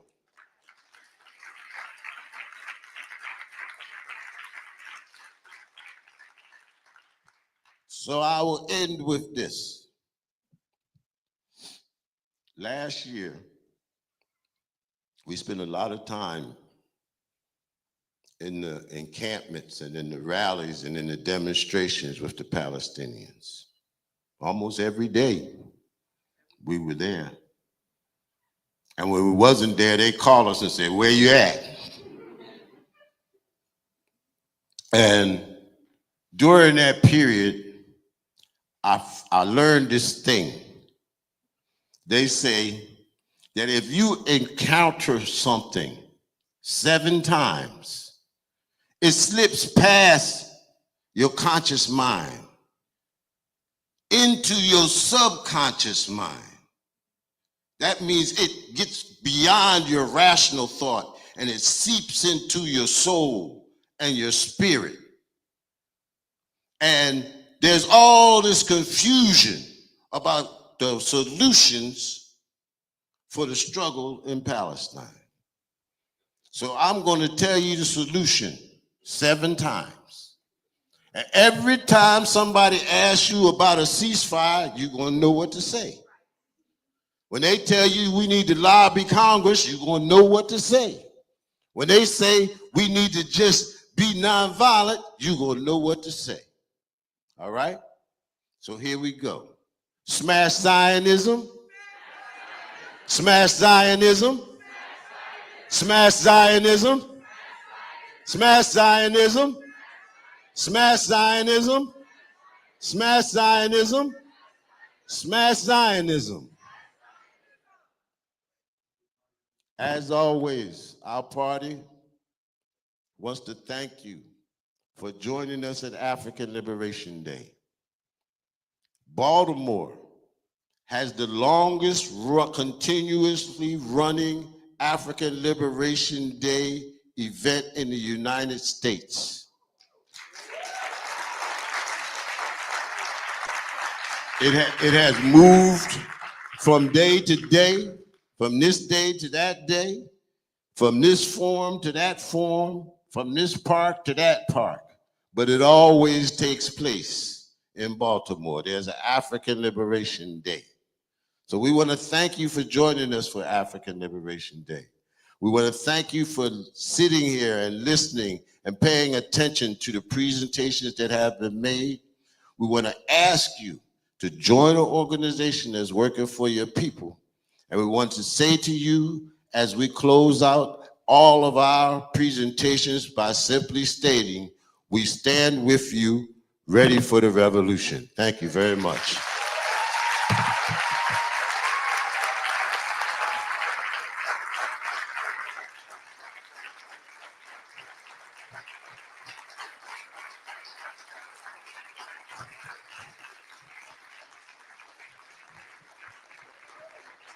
Thank you, everyone. Thank you, everyone. We are done with African Liberation Day. If y'all want to talk, I please ask you to please make your way out of the church because we are over time and we would like to respect this space that lets us do these events here for free.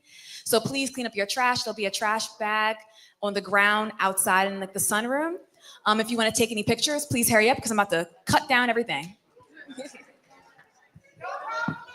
No retreat. Oh, one more thing. One more thing. Men in the organizations I'm a part of, come here, please. And